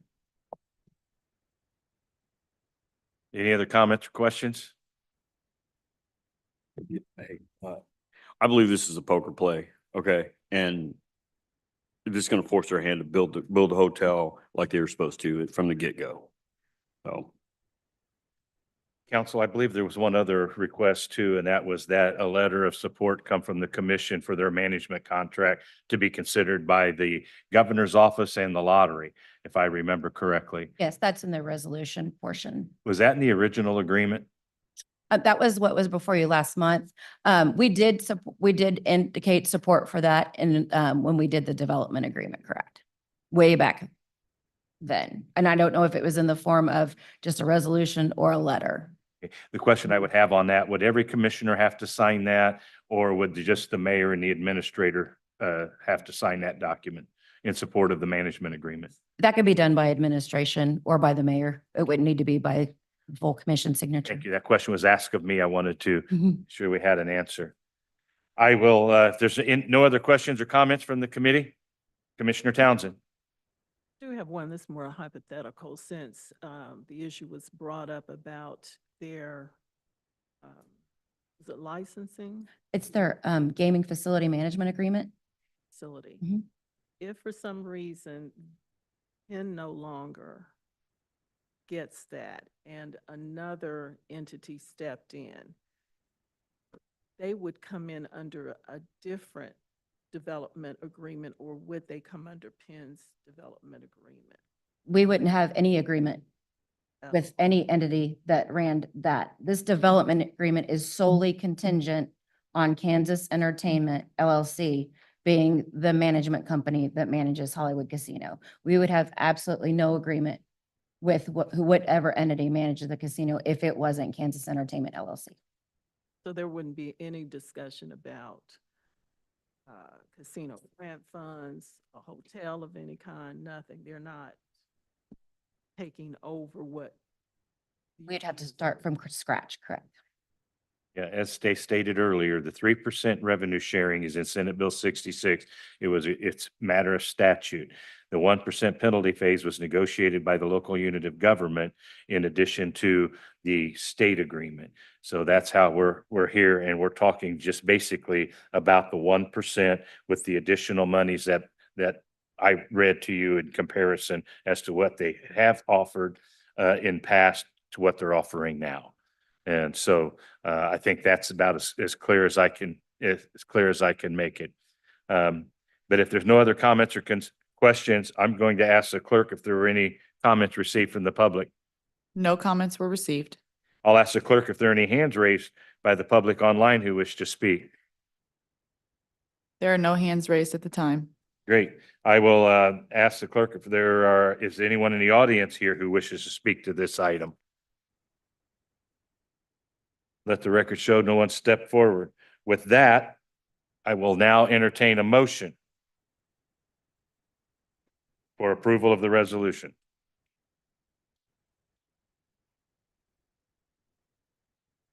Move for approval. Second?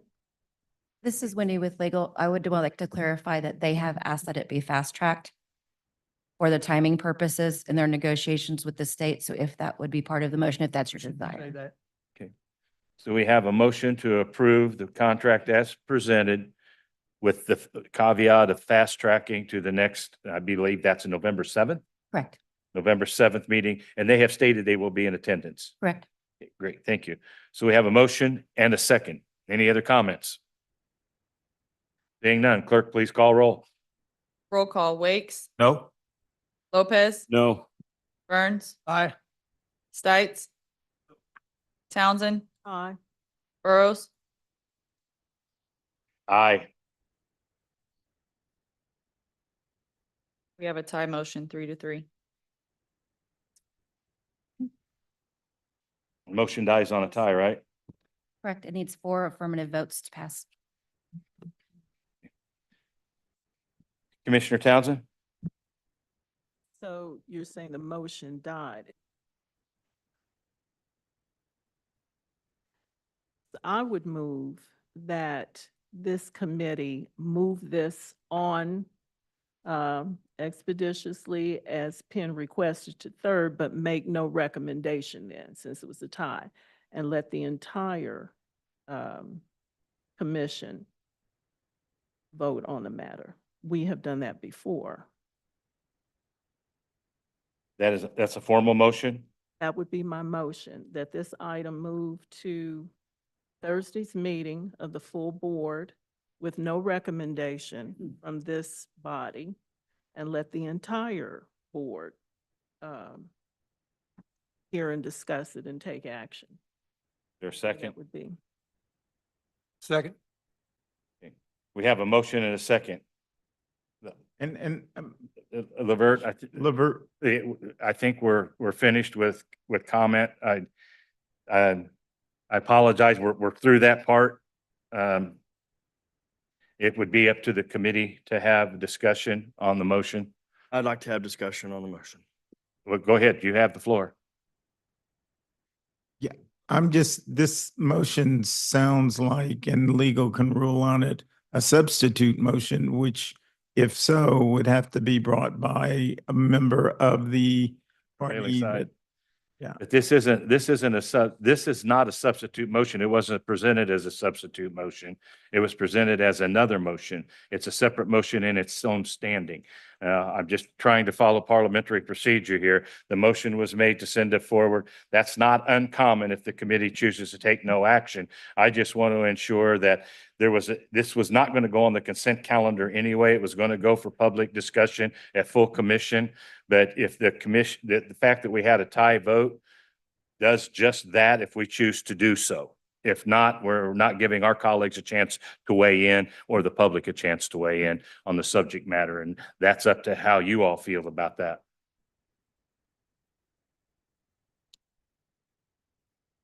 So we have a motion and a second to send it forward without a recommendation from the committee.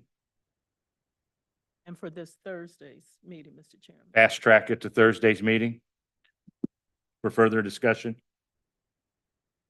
Any other comment? Commissioner Burns? Yeah, I think if we do this, then it gives the opportunity for the casino people to react to some of the comments of concern with the rest of the committee. I think it leaves that open where the rest of you that have questions or want to change something, that they would be there in that meeting and possibly agree or not agree to whatever recommendations you might set forth. Commissioner Stites? Well, I would disagree because I don't think that Thursday night we're going to be in the position where we can negotiate from the dais, right? If we held it to that right now, they would have to come back and discuss or decide whether our comments before they brought it to the next full commission. But right now, it's either going to be a vote up or down Thursday night. Is that right? With the legal, would that be correct? So we're not in a position Thursday night to say, are you guys willing to do A, B, C, and D? It's over. I mean, what we're sending forward tonight by sending it to full commission is the development agreement. And we will be voting on that and that item only. What's in the four corners of that contract? Commissioner Lopez? I think it's just, we didn't send it forward, it just sends a message, hey, build the 250 rooms and be done. Okay. Commissioner Burns? You know, I don't disagree, but it's not for us to tell a company how many rooms they're going to build. Now, we may agree that they need to do the 250, but, you know, we need to negotiate in good faith. Mr. Wakes? And that is my concern, that we're not going to be able to negotiate with the organization. They're gone. They wanted fast track to November 7th. There's no time now to negotiate. They could not be here tonight. They listened to our concerns the last meeting, yet though I don't know whether or not they had an opportunity to really negotiate those concerns with our presence either. So I think that's going to be really important, that we have the time to negotiate. And if there's no time to negotiate, fast tracking we'll take that out of the opportunity. Council? Yes, these additional concerns, though, weren't brought up at the last meeting. These were brought up in memos that were directed to them just here recently within the last week or so. Now the penalty phase, though, that was the concerns that were brought up, and Commissioner Stites did bring up paying the penalties during construction as well. And that's when they said they simply could not continue to pay a penalty while they were paying for construction. And that's because they don't get incentives. They're still trying to run their business while they're also paying for construction. So I know they did look at all of those incentives, or not the incentives, all of those options that the mayor brought forth in his memos. They did look at those. And what they have told me is that they put forth what they can do and also what the Kansas Lottery has said they will do. So that's what I can tell you as far as if they were here, they would tell you why they cannot do possibly what is being asked additionally of them. Commissioner Stites? Stites District 7. I don't want anybody to misconstrue that I'm saying that I think that they should build 250 rooms. I'm not. I'm saying build what you think you should build. What I am saying is we have a development agreement that said if you were to build those 250 rooms, this penalty phase goes away. You are not building the 250 rooms. You are building exactly half. So then you continue to pay the penalty of half. I don't want anybody to think that I'm trying to tell the developer that I know better than them on how many rooms that they should build. I'm not. I'm okay with you saying you want to build 125. I can have an opinion. I would rather them see that they build the 250, but they're not. And that's their decision.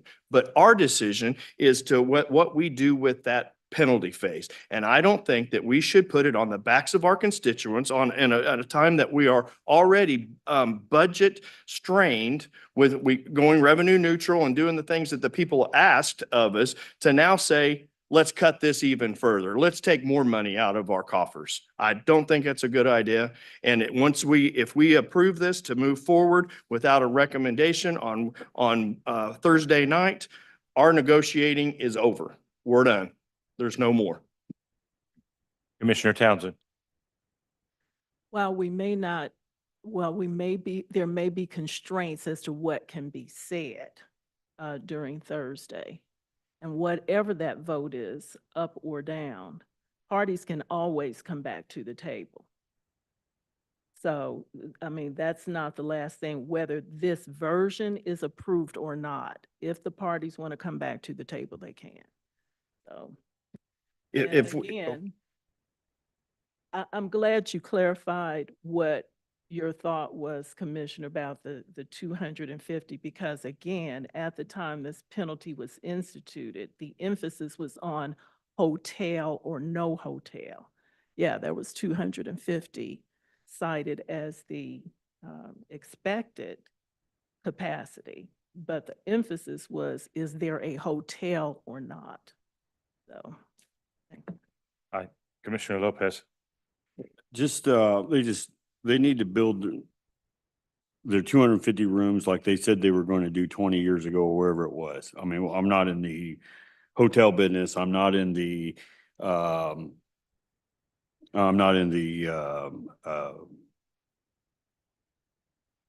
what business they're in, I'm sorry, but anyway, this is what they said they were gonna do 20 years ago or wherever it was. So let's get it done. I mean, they're breach of contract already. I mean, and it's not a breach of contract. No, it's not a breach of contract because the contract contemplated them not building a hotel. And if they didn't, they would pay liquidated damages. So they're not in breach.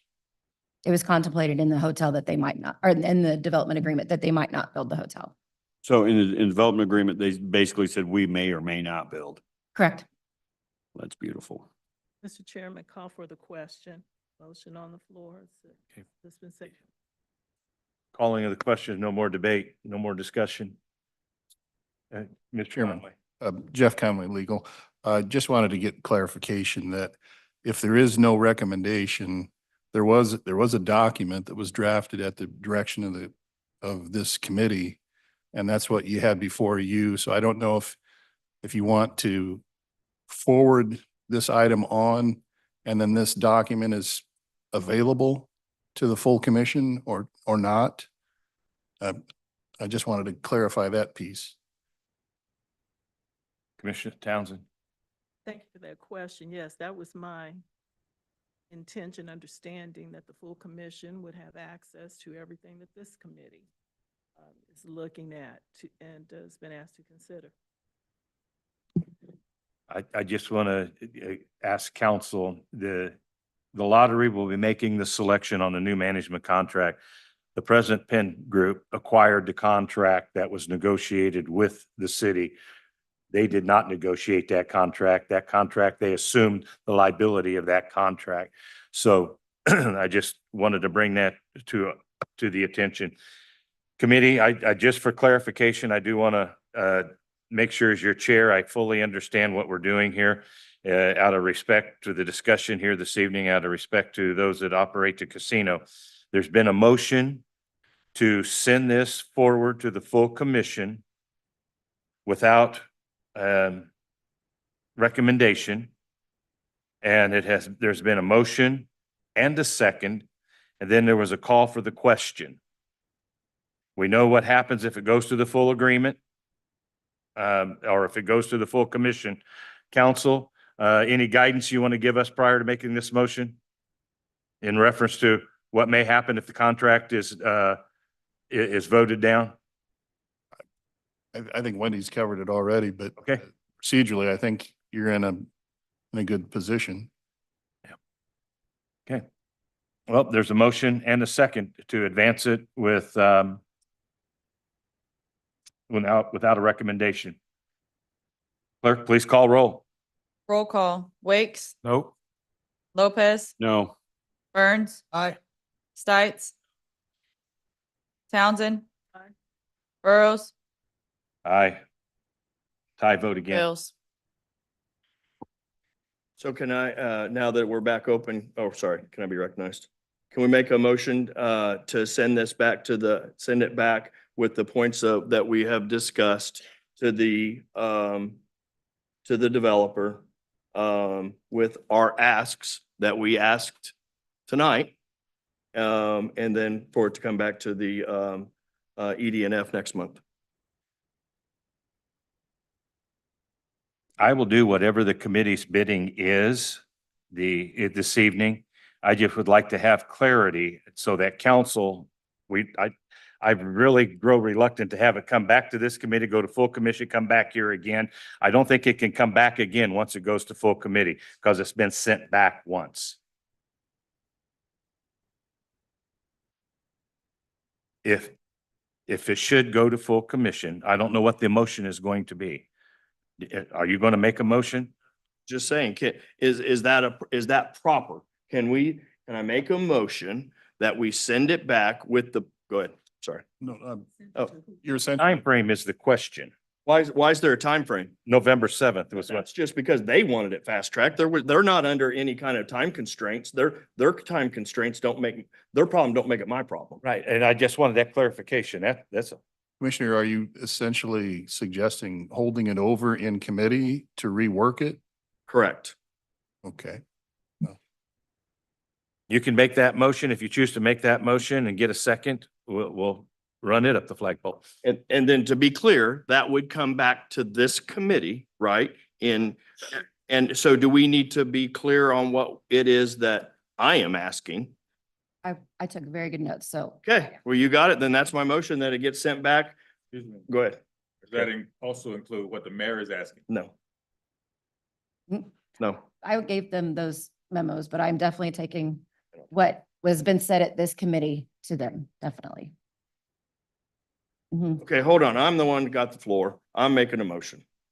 I'm making the motion that it gets sent back to committee so that we can renegotiate the points of the new development agreement as we've discussed tonight, and that it comes back to the next EDNF meeting next month.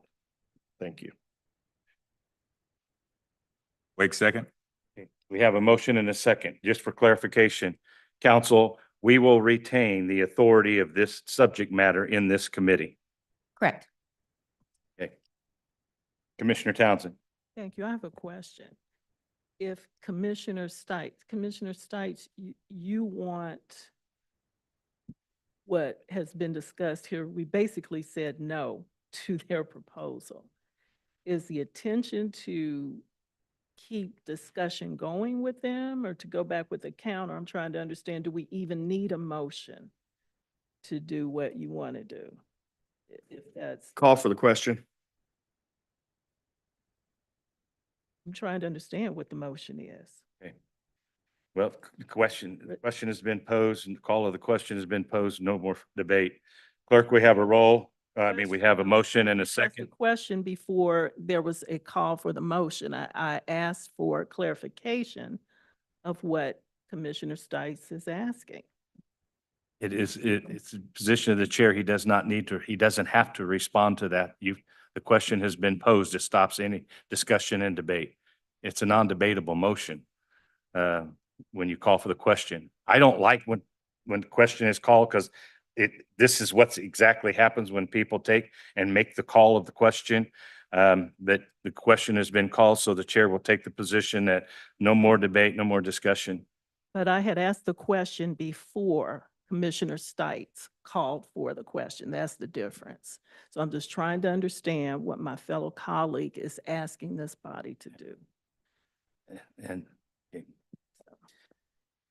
okay, we have a motion and a second. Do we need to repeat what that motion is, please? We've had a lot of debate and discussion.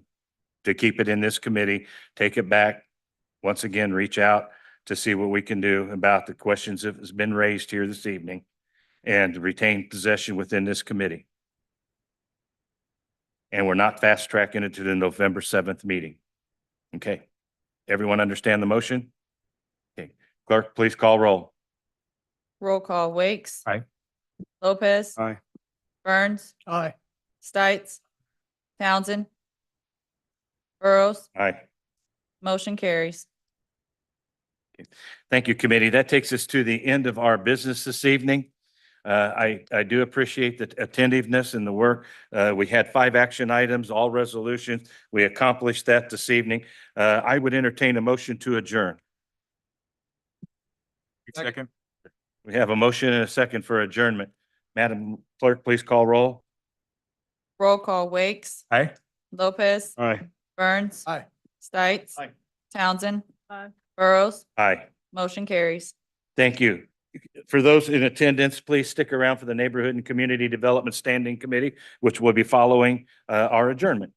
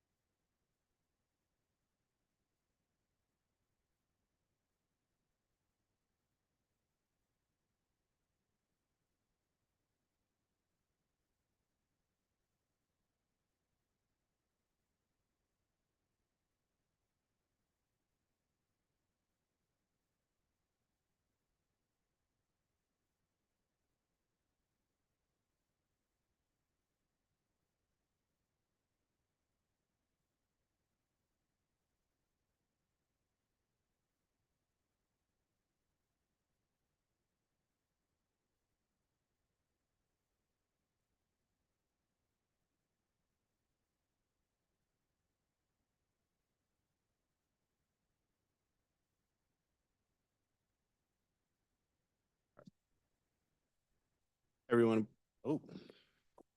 Testing, testing.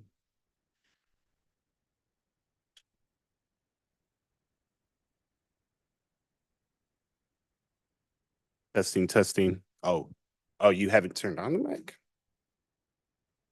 Testing.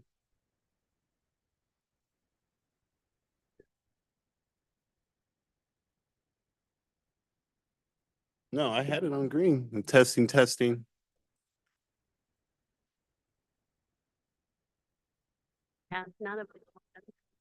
Mic test, 1, 2, mic test. Testing, testing, testing.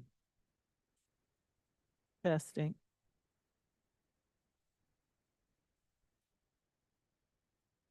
Testing, testing, testing. Okay.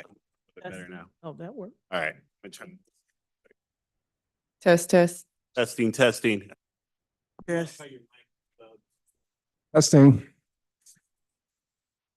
Testing. Testing. Testing.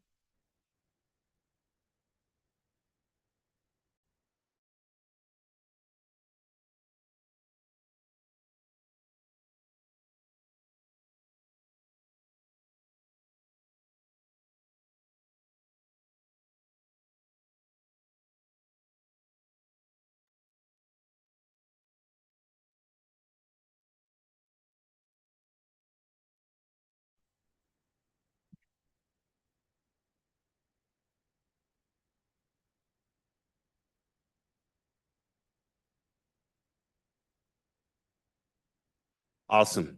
All right. Thank you all so much. I recognize game time is just about upon us. And so we're going to try to move both as quick and equitable as possible. How about that? And efficient. Okay.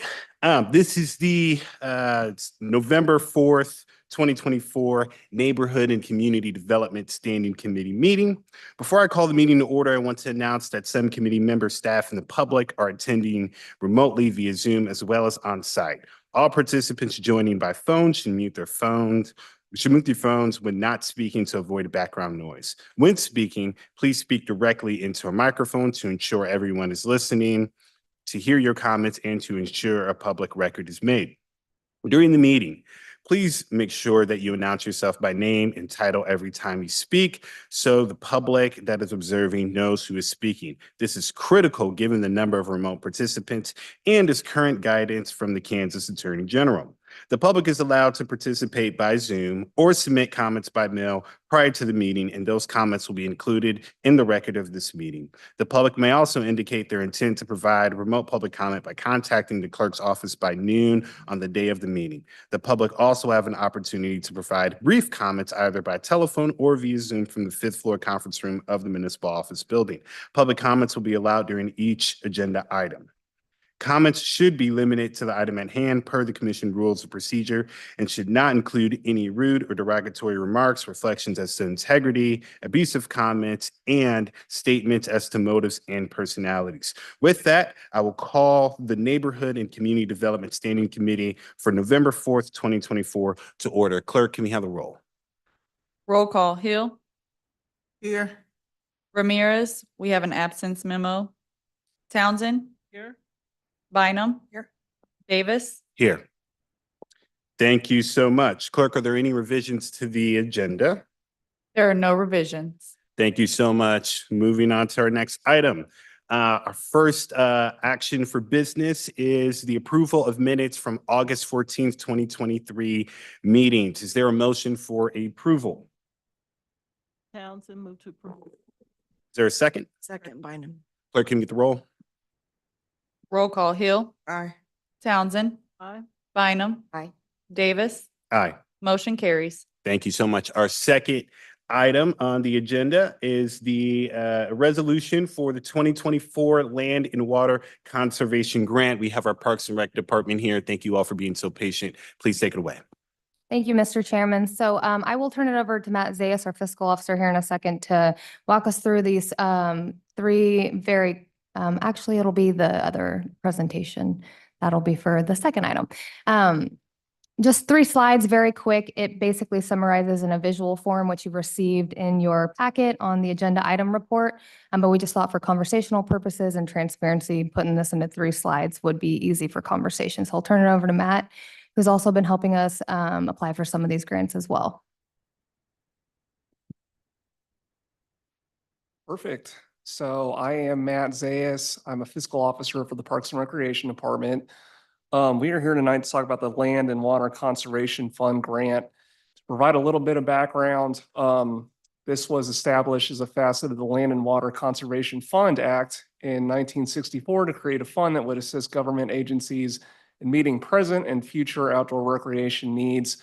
In Kansas, the grant program is administered by the Kansas Department of Wildlife and Parks, or KDWP, on behalf of the National Park Service. Annually, about $3 million is distributed by KDWP. The grant program requires a 50-50 match for projects. And we went ahead and submitted our preliminary application since the deadline was September 13. And an early 2025 grant notification is expected for awardees. To provide a little more background about our application, we focused on Parkwood pool improvements. If awarded, the department would receive roughly $175,000, which is half of the total estimated project cost, which is about $350,000. Our portion of the 50-50 match has been identified in the department's approved 2025 CIP budget. Anticipated improvements include the repairing of a water loss leak, installation of a new pump, motor, and strainer, installation of a chemical controller, the replacement of valves, sandblasting the main and wading pool, as well as applying an epoxy paint, and then replacing the pool filtration system. We didn't just pull these out of thin air. These recommendations came from a 2023 study that was published in 24 that was done by consultants with Water's Edge Aquatic Design. So these improvements were identified as immediate and basic improvements in that assessment. And basically, we're here tonight to seek your approval to keep our preliminary application in the pool, and then if we are awarded, to accept those funds. And with that, I'm happy to stand for any questions. Okay, before we get to questions, committee, I'm going to knock out public comment very quickly. Clerk, do we have anyone that submitted a public comment for this item? No comments were received. Any hands raised online? There are no hands raised at the time. Okay, let the record show there was, is anyone in the gallery who'd like to speak to this item? Awesome, let the record show.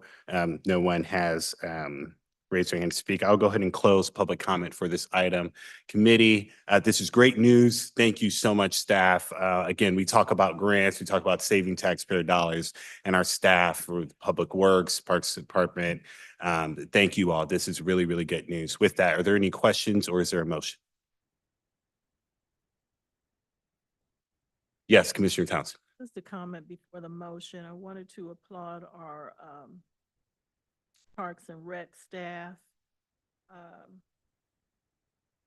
Ms. Ferrara, and all of the staff members who are here tonight. This application is so important because there was an analysis done of Parkwood Pool, which is the only public pool in KCK. It's 50, at least 50, between 50, 55 years old. When the analysis was done, the consultant said it was in relatively good shape and well maintained considering its age. However, there are some major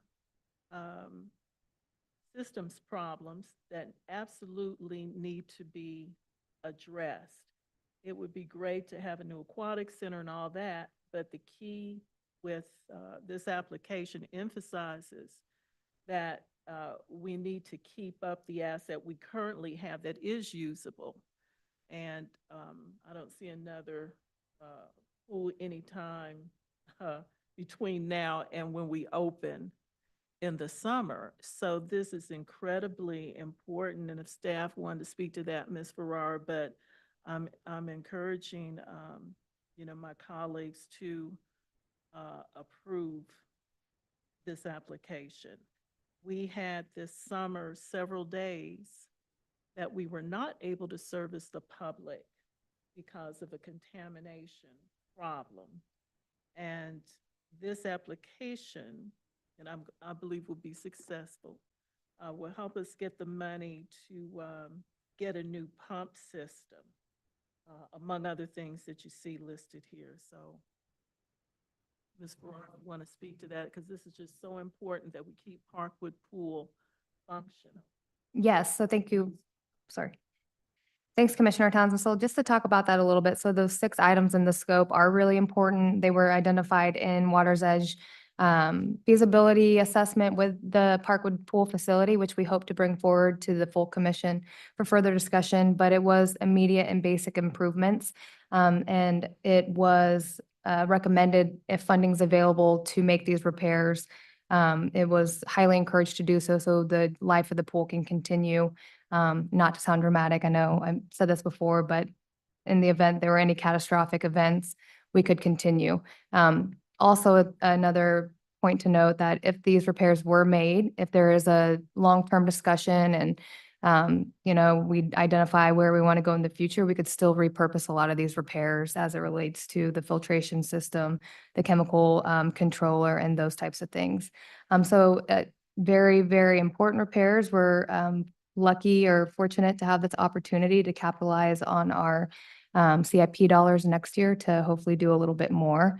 And then I will just note that we did try to estimate on the high end, given the numbers from the study. As we know, with everything inflation, we just see a lot of project costs go up. So we're hopeful we'd be able to get this work done if approved for the grant. All right. Any other questions, Commissioner Townsend? Well, just a comment. Thank you, Ms. Farrar. I'd also like to recognize the diligence and hard work of Michelle Lockett, who's also here. And I'm up to the pool during the season, 3 to 4 times a week checking, and all of these individuals are always there ready. I'd like to thank the sheriff for the pool day that Sheriff's Department sponsored, and with that, I would move to approve this application. Second. All right. Clerk, can we get the roll? Roll call, Hill. Aye. Townsend. Aye. Bynum. Aye. Davis. Aye. Motion carries. All right. We've another grant, all good news, no matching dollars required. Thank you so much to our staff. You all have a good night. I'll go ahead and hand it off to you, Director Ferreira. Sure, thank you. And we'll keep this one pretty short too. We do have just a quick 3 slides. And like I said, moving forward, we'll make sure we get these in ahead of time. With the agenda packets, it's again, just the information you have summarized in this report. Sometimes it's nice just to see a visual of the initiatives going on. But tonight we have our park manager, Vincent Bellacci, with us. And then also we have Justin Yukina, who is also with Parks and acts as a supervisor over the horticulture and also beautification efforts. So I'll turn it over to Vinny to walk us through this very quick. Thank you. Vince Bellacci, Parks and Rec. So tonight we're going to discuss the Kansas Forest Service Community Forests Grant. So the purpose of this grant is to revitalize the state's community forests through partnerships like ours, local government. The intent is to make the environment and population healthier, as well as to mitigate the effects of heat islands and climate change. The use of these funds is required to be in areas identified as overburdened and underserved according to the Economic and Climate Justice Screening Tool, which we will show a map of that here shortly. The key point of this grant is it is a no match grant, so there's no budgetary implications. If awarded, the funds would need to be utilized within 2 years. It's a competitive grant, but the max award is $100,000 for each recipient, with application deadline of November 8th and grant notification in early 2025. So the areas that we have identified for new tree plantings are Kensington Park, Clam Park, Jersey Creek Park, Clopper Field, Huron Park, and Leo Alvey Park. This grant is also able to be used for tree pruning and damaged tree removal. We identified Oak Grove Cemetery for that. It sustained a lot of wind damage earlier this year, so there's some trees in need of attention there. I will make a note that this grant requires a 2-to-1 planting to removal ratio, so whatever we remove, we have to plant double. We also used the Public Health Department's 2023 heat mapping campaign to assist with identifying locations. So these two maps show that. So on the left is the Economic and Climate Justice Screening Tool. And the little tree icons there identify the areas that I just mentioned for new plantings and the prunings. And then the one on the right is Wyandotte County Public Health Department's Heat Island map that was completed in 2023. So you can see the same locations marked out there, and the deeper the orange or red are the areas more impacted by or are heat islands that have less tree canopy in those areas. So we kind of worked both of those. That part was not a component of the grant, but we thought that we have that data, we should put it to use. I will also make a note that along with these two tools that we use to identify the locations, the other piece of this was areas or parks that we have currently irrigation and or will have irrigation in the next 2 years. So that'll just add to the sustainability of the new plantings. And similar to what Matt had earlier, we're seeking authorization for this resolution to proceed with applying for this grant and accepting the funds if awarded. That is all I have. Thank you so much. I'm going to go ahead and we'll do public comment and then we'll jump to if there's any questions. Clerk, did anyone submit a comment for this item? No comments were received. Are there any hands raised online? There are no hands raised at the time. Okay, would anyone like from the gallery would like to speak to this item? Let the record show no one has come forward. I'll go ahead and close public comment. One question, so November 8th is the deadline to apply. Okay, there's not a fast track request, so this wouldn't go to full commission till after. Would there need to be a fast track for this item to advance to our November 7th meeting? That way you all can apply in time. That's correct. Okay. Okay, that's okay. Pretty good with legal, that's good. I just wanted to make sure that I did not want us to pass this and then, I mean, now we're out not out, but not putting us in the running for $100,000. So, okay, cool. Well, just so committee, we'll have to fast track this because the November 8th deadline is this week. November 7th is our meeting this Thursday. And so the full commission has to ratify this before staff is able to apply. So if there is a motion to approve, it will have to include a fast track. Just want to make sure that we caught that. With that, are there any questions or is there a motion? Commissioner Bynum, make a motion to approve the grant application with a fast track to our November 7th full commission meeting. Hill District 4, second. All right, clerk can get the roll. Roll call: Hill. Aye. Townsend. Aye. Bynum. Aye. Davis. Aye. Motion carries. Okay. All right. Thank you all so much. We are now heading into our land bank portion and to folks that are in the gallery and folks that are online. Thank you so much for your patience. But the land bank applications are coming up next. Thank you so much to our staff. You all have a good night.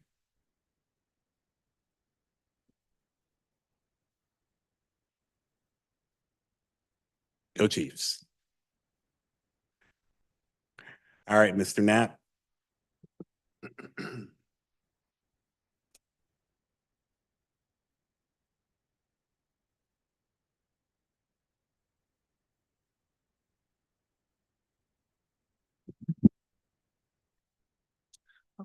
Good evening. For tonight's agenda for our options, the first 4 items didn't receive any comments from staff or the neighborhood group.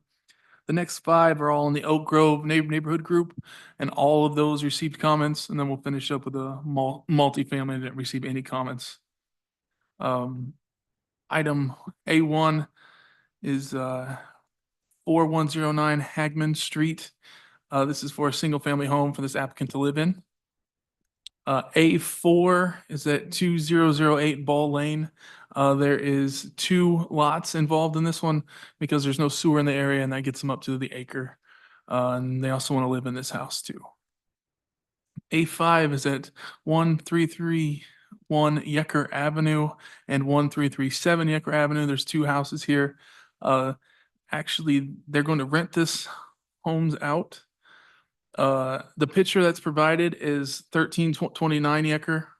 So it's right next door, and they're going to make that house look exactly like that one. So definitely match the character of the neighborhood. A7 is 6241 May Lane. It's to build a single family home. The next one is A8. This starts the items that are in the Oak Grove neighborhood group. This is 2605 North Halleck Street. This is to build a single family home. This contractor has actually completed the option for 2601 to build a house, but hasn't started building yet. But they have completed the option. The neighborhood group comment on this one is they haven't contacted the neighborhood group yet for a meeting, and they're requesting to hold it over for that neighborhood meeting to take place. All right, A12 it encompasses 11 lots, and the first one is 2710 North 5th Street. So it's like north of the Peregrine Falcon neighborhood group. This builder has built a home on a land bank lot. So they're coming to build more. The neighborhood group comments on this one was that the applicant is willing to hold for that neighborhood group meeting. Next one, A13 is at 2530 North 6th Street. This is for 4 lots. This is from Kenneth Washington is the applicant. And the neighborhood group comments was that they haven't spoken to him. But the neighborhood group also told me that Mr. Washington is also involved with the altar support application. That's A15. He is the builder for them. He hasn't built anything for the land bank yet, but this is definitely under the 5 limit of 5 lots for new builders. But he's actually built for altar support. The waters get muddy here. He is the builder for Alter Support. Alter Support has built projects in KCK, but he is not Alter Support.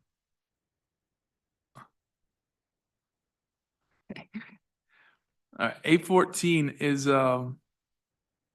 requesting to build 6 homes. This is Dan Lynch is coming. This is his application, and he has built several homes in KCK already. And in his application, he did say that he will definitely match what is currently built inside the neighborhood. The neighborhood group had the same comments that they want to hold it over for 1 month for that community meeting. A15 is the altar support item that was held last month for further review. Last month they had 1 bedroom, 1 bath house, but the relationship with the Peregrine Falcon neighborhood group was too close. So they changed it to 3 beds, 2 bath houses now. They're planning to sell these for $200,000 when they build. The neighborhood group had a little more detailed comment on this one. Since they are a 501c3 and they're asking for 8, and they want to limit what they get to 3 lots instead of 8. They also mentioned that 2601 Sherman Street is right here at the bottom. That was approved 2 months ago for them to build a house. So this project is so basically the neighborhood group says, I would like to see them limited to 3.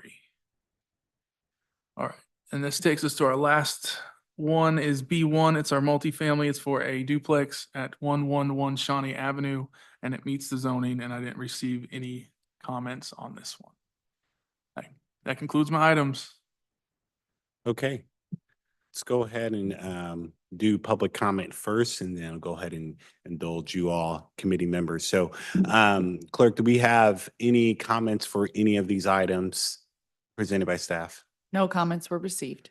Are there any hands raised online, any applicants that would like to speak to their application? There are no hands raised at the time. Okay, and if there are questions, we can kind of field it out. If there's anyone in the gallery that would like to speak to any of these items? Okay, let the record show no one has come forward. All right, I'll go ahead and close public comment. If you are a land bank applicant, we do want to open opportunity for you to answer questions if the committee has any. With that, committee, any questions? Yes, Commissioner Townsend. I appreciate going all the way down, but some of these I need to go back because I have. That's all right. So, Mr. Knapp, did you say there were, look at A1 through 7? Were there any comments or there weren't comments? I almost think we need to go back to doing these singularly because it's so much, but were there any comments? There was no comments from staff or neighborhood groups. And I think Chair has already asked if the public, so my recommendation would be to approve A1 through 7. A1 through 7. If you can hold that motion, Commissioner, for A8, I'm looking at this now. There are also, I'm trying to see if there are any other, there are also no comments, but they have not said, no, nope. I take that back. I'm so sorry. There was a comment that that the applicant for A8 has not made contact with the neighborhood group. So my apologies. So your motion is to approve applications A1 through A7. Do I have that correct, Commissioner? Correct. Okay, is there a second? Bynum, second. Okay, clerk, can we get the roll? Roll call. Hill. Aye. Townsend. Aye. Bynum. Aye. Davis. Aye. Motion carries. Okay, that puts us at A8. Are there any questions? Yes, Commissioner Townsend. Well, let me ask Mr. Knapp, were there any comments with A8? Yes, the neighborhood group said that the applicant has not contacted them yet. And they're wanting to meet with them. Okay. Well, again, for the record, there's no requirement that they do, but I will say that I think Ms. Jefferson contacted me at the last minute this morning. I didn't get to it, but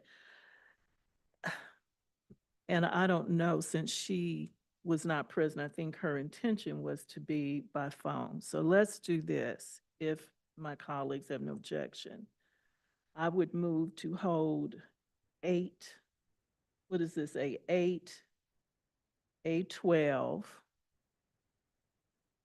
A13, A14, A15 over for 1 month to give the neighborhood group and the proposed builders the opportunity to get together, even though, again, there's no requirement, since there is an active neighborhood group there. That would be my recommendation, to hold those over for the specific purpose of having those parties get together. Okay. And then return it back the next meeting of this committee. Okay. And for clarity, so we are November 4th right now. Our next meeting is December 2nd. Is that accurate? So I don't want to be That is kind of correct. too literal here, but would it just be the next meeting? Okay, so the December 2nd meeting would be to hold over for those. Is that your motion? My understanding from previous that we can only do that for 1 month. So whenever the next meeting of this body is. Gotcha. I just don't want anyone saying counting the days and then business days and all that stuff. Okay, awesome. Is there a second? I just want to clarify that you're asking A8, A12, A13, A14. And 15. And A15. Okay, I thought I included 15. And the reason why I was asking about 15 is because it's my understanding that A15, the Oak Grove neighborhood has met with A15 and supports these 7 options. 1, 2, 7. All right, well, that's the information you have. Commissioner, I would say that the Oak Grove Neighborhood Group said that they would like to limit them to 3 properties instead of That is it's not actually what 8. I have here, but, Well, for clarity's sake, I think it would still be wise to hold that over so the understanding is clear, whatever it is. okay, that's fair. Okay, cool. All right. So I think, did you make a motion? So the motion was, My motion to hold over items 8 through 15 inclusive. So that the builders and the neighborhood group stated can meet, and this comes back to the next meeting of this body. Fine, I'm second. okay. Mr. Knapp, if you can work with particularly with this alter support in who's Kenneth Washington, just to add that. I'm so sorry, a public comment has ended. Are you one of the applicants? Okay, yes, if you would like to come forward and add some clarity to this, I need to know which application you are with. Oh, wait, please, press on the, button. It should go green. And then we just need your name, we just really need your name and then which application you're tied to. Alicia Van, Alter Support. Okay, yes, please enlighten us. I have met with Oak Grove several times, in person, neighborhood meetings, via telephone. I spoke to 2 separate Oak Grove members via telephone, maybe 4 or 5 emails between Oak Grove. So our communication has been open. Our first item was approved, and then the next month they pushed it back 2 months, which would have led till today. And then I want to say Mr. Knapp, I had spoke with him as well as Elnora, as well as Mr. Bush, who relayed to me that they were in favor of the project. However, the comments that were received today was they wanted to limit it to 3. As they stated, we wasn't experienced builders, however, we are. I invite you to view our building on 9151 Parallel, beautiful commercial building that is up. If anybody wants to stop by our nonprofit, we're just really here to do the good work in the community. We want to bring affordable housing in that northeast area. We just would love you to work with us. Our communication is open for anybody that has any questions of us. But we do aspire to build nice, affordable housing that offers, good amenities, for single mothers or those that may not can afford, the $400,000 houses that are in Wyandotte County. That is the average price of houses. So we are just really pushing to do the good work, and we are just looking forward with partnering with the UDG and Mr. Knapp so that we can go forth. But we have met with them several times. All right. Does anyone have questions? Now that you're here, just stay right there. Does anyone have questions for, yes, Commissioner Bynum? Thank you. Thanks for being here and waiting for the meeting. Do you mind telling me, I watched you build your building at 91st and State. What is that building being used for? I've wondered this whole time, what is that? Is that your headquarters? We actually work with intellectual disabilities. I see. So they come there Monday through Friday from 8 to 2. And we just go out into the community and we just offer them, the best lives that they can have. And so that activity is separate, if you will, from your home building activities with these land bank lots. And do I I'm trying to make sure I'm understanding. Miss Elnora has sent us an email and she says, Oak Grove and the HOA want to help this emerging developer. Approval of this application, the total number of applications for this 501c3, so that's you, I guess, to 8. Prefers to limit the total number of lots to 3, including the lot at 2601 Sherman, which apparently we approved last month. I'm making sure I'm tracking on this, which if I'm reading that, means the neighborhood request is of your 8, they would be advocating for 2. I'm not agreeing or disagreeing with that. I'm just trying to make sure between what you're sharing and what the neighborhood is saying that I'm following. So thank you very much. Thank you so much, Commissioner. You have anything else? Okay, awesome. No. Yes, Commissioner Hill. Yes, I'd just like to ask the question. Thanks. First, I want to say thanks for being here also. My question is, I just want to make sure I understand you right. You said your lines are open. Does that mean you and Miss Elnor did have a conversation or an email exchange in favor of this project?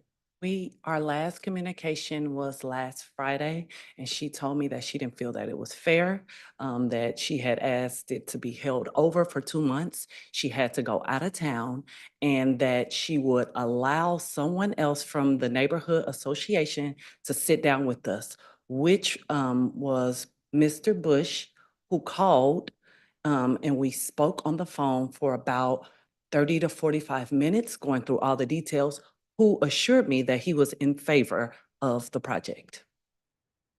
But she said that it wasn't fair because she wasn't going to be here. She I may said have it wasn't, missaid it, I'm sorry. misquoted. I'm sorry. She said it wasn't fair that she asked it to be held over for 2 months, and now the 2-month time is up, which is today. And that she wanted the other neighborhood association members to step forward. I think she was insinuating it's just not my neighborhood association. If they have something to say, they need to say something too. And she wanted the member of, I want to say Nefertiti's, one of the prior commissioners down there, and some of the Oak Grove to have a meeting with us and set up a time for us to come. The only person that came was Mr. Bush, which I talked to him via telephone about everything that was outlined, and he was in favor of it. But she was out of town and she could not, I'm gonna go back. First, she asked me to come on the 26th and prepare a video presentation, which I agreed. She said it wasn't enough time for all the members to come. Then she told me that she was gonna have me come that next week to the Oak Grove meeting, which she said, don't worry about coming at that time. Then she called me that Friday and said she was going out of town. She would not be able to host the meeting, but she's going to leave the other neighborhood association members to come, which the only one that came forward was Mr. Bush. Thank you. You're welcome. If you'll indulge me, so do you all have experience building single-family homes? Yes. Okay, how many homes have you all built? 1, 2. In Wyandotte? Let's just say overall in the Kansas City metro. Um, An estimate. 6. 6 homes. Okay. And how long have you all been building? How long have you all been doing residential builds for? And we do remodeling as well. Since 2010. Okay, gotcha. So 2010. Okay, gotcha. Okay. Have you all built on like former land bank properties or vacant lots, or has it been kind of a renovation of sort of built structures or built residential structures? I have personally built my own house on land bank property. Okay, okay, okay. I'm asking all these questions just to get an idea of experience. Sometimes we get folks that are fairly, ambitious coming in, and so I appreciate you indulging me just to get your, just to get some idea. Okay. Any other questions? Yes, Commissioner Townsend. Thank you, Mayor, for being here and getting this out so late. I know these items that are shown, the 15 A through G, when I looked at the maps, those are on the west side of 7th Street Traffic Way, across from Peregrine Falcon. They're west of Peregrine Falcon. Yes. Well, you can tell me what are you looking for in terms of the design of these houses? Are they going to be similar to what's in Peregrine, different? Is there? These are very narrow lots, and so we were looking for narrow lot plans that offer basement and like front facing garages. We actually wanted, Oh, ma'am, can you speak into the microphone that way? You can we hear. actually wanted the 5, not that one on that corner, because it's only like 30 feet wide. But those 5 between 26, I can't see that. Yes, those 5 right there. Well, I'm more concerned about what they would look like. the Uh-huh. Type of homes that you're, what they're looking like. I should have submitted it, shouldn't I? I've sent it to everybody, but, But you can tell us, you're at the mic, what oh, okay. plan for these homes that you're, They're split level, 3-bedroom, 2.5 bath. split level meaning, You walk up the stairs. okay, so there'll be 2 levels. Uh-huh. So the garage will be here. And then what makes it a split level is you can go down or you could go up for a split level home. Okay, so it's only the garage. You don't have another living level above, say, the first floor? No, Okay. it's 2 levels. The basement will have room and the upstairs will have room as well. And it sounds as though you have made more than one attempt to meet with the organization. Yes. And when you met, did they voice any specific opposition to Initially, the size, size? and then also they thought we were renting them. And Is that the plan, to rent or to sell? Or? to sell. And then one more, I don't know if that was their concern or if that was somebody else's concern, but about if we had any building experience. I don't recall her ever saying that to me though.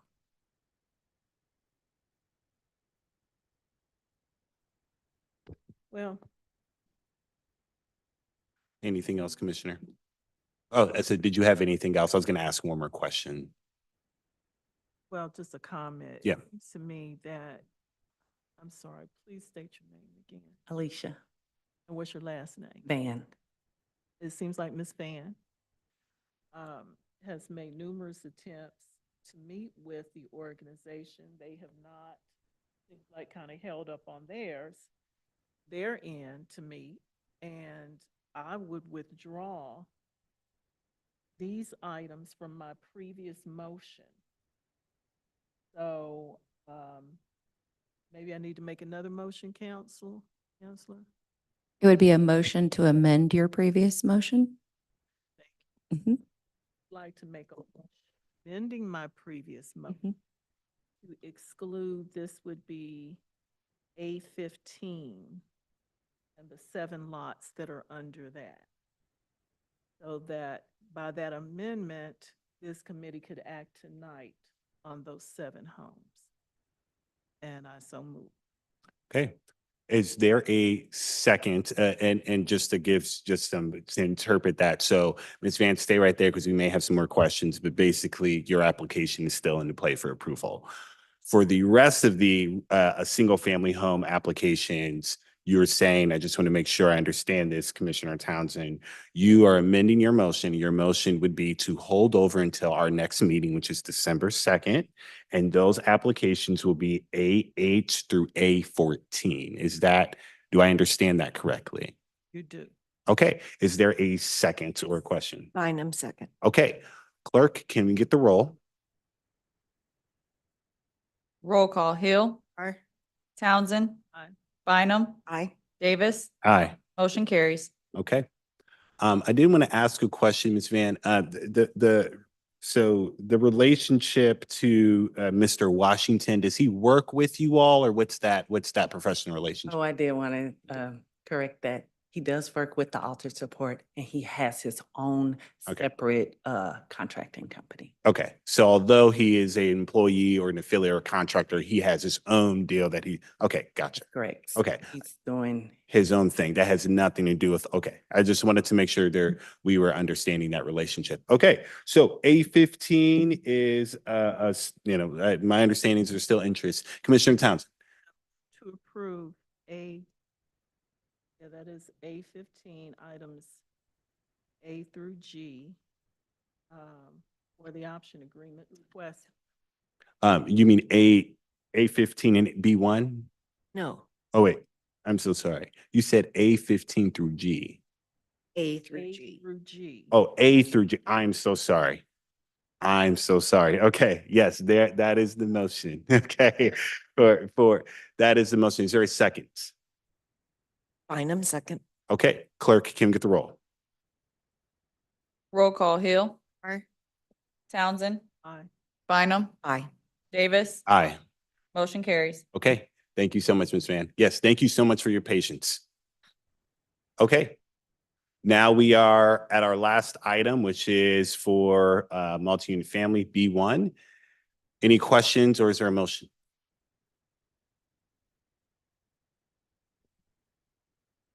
Mr. Chair, move to approve these two items, B1, A, and B. Bynum, second. All right. Clerk, can we get the roll? Roll call, Hill. Aye. Townsend. Aye. Bynum. Aye.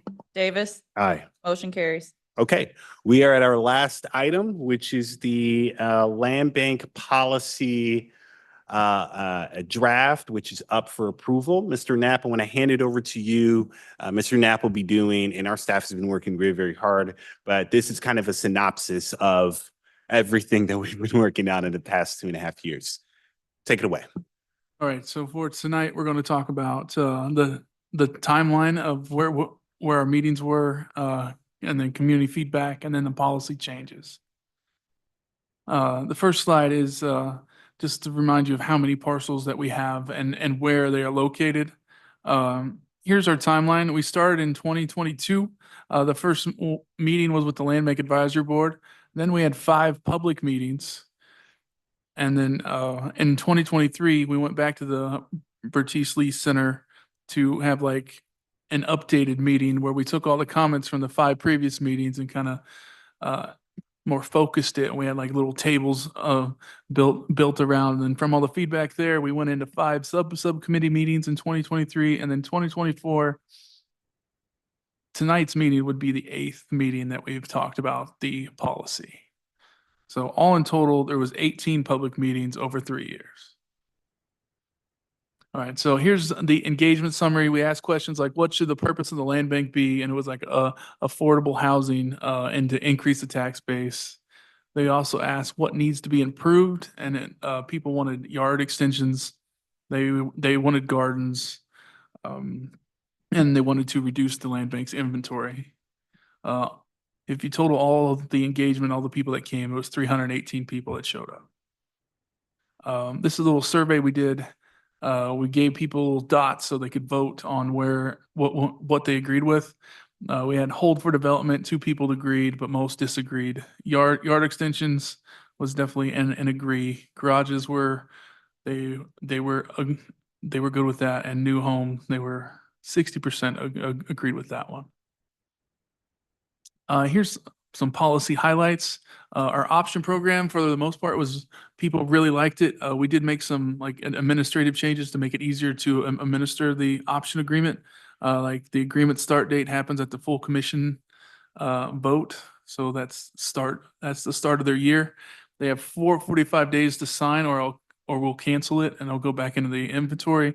And the extensions changed where the land bank manager can give one extension for a total of 2 years. If they need more time, they have to come back to this meeting to get an extension. Yard extensions were a yes, because we weren't previously doing yard extensions, and then gardens were also a yes. In our subcommittee, we had some changes too. Land bank staffing, it was a staff member per 1,000 parcels, so that would be 4 staff members in the land bank. We currently have 2. Holds, maintenance of all lots, and then provide an annual update on those holds. And then the land bank manager would do an annual report of approved options, completed options, canceled options, extensions, and holds. From the groundworks presentation last month, these were the changes that we made to our policy. Make every effort to abide by the Northeast Area Master Plan, and the bold section is where it's at inside the policy. For our land bank advisory board, we're going to add a police member of the police department. There was a lot of discussion on the land bank manager to provide the contact information to all neighborhood groups. And then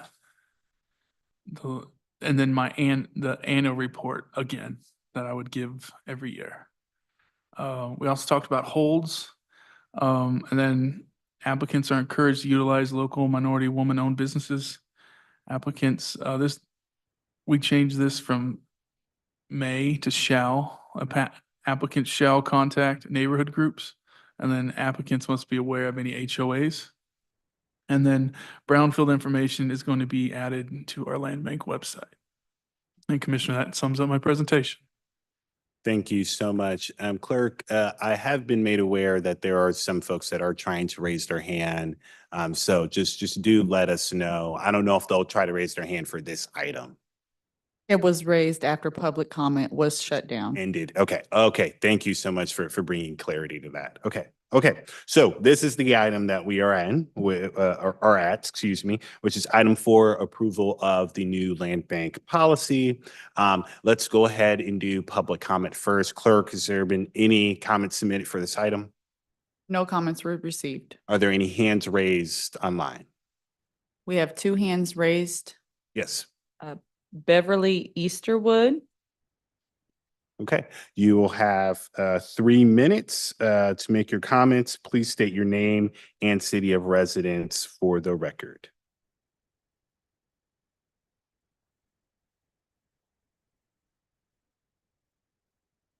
Ms. Easterwood, are you there?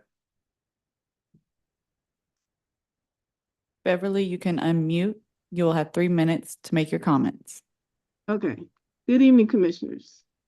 Can you hear me now? Yes, we can. Okay, great.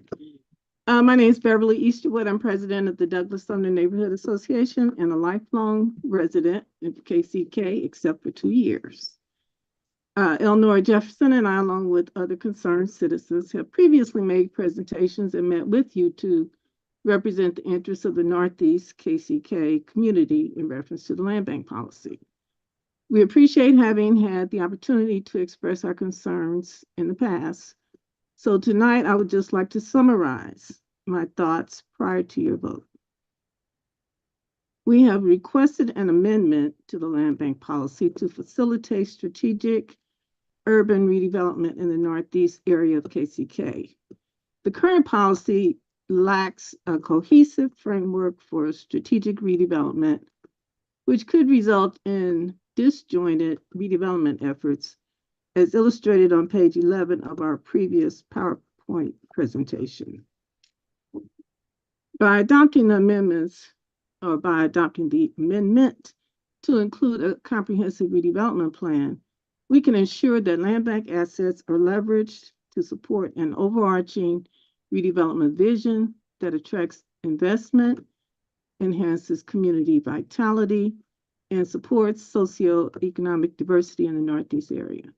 It will strengthen the UG's land bank policy by aligning property management with strategic redevelopment goals. It will ensure that each redevelopment effort contributes to a broader vision for sustainable, inclusive, and economically vibrant urban community. We urge you to consider this amendment as a proactive measure to foster controlled, equitable, and long-lasting urban revitalization in Northeast KCK. Thank you for your consideration.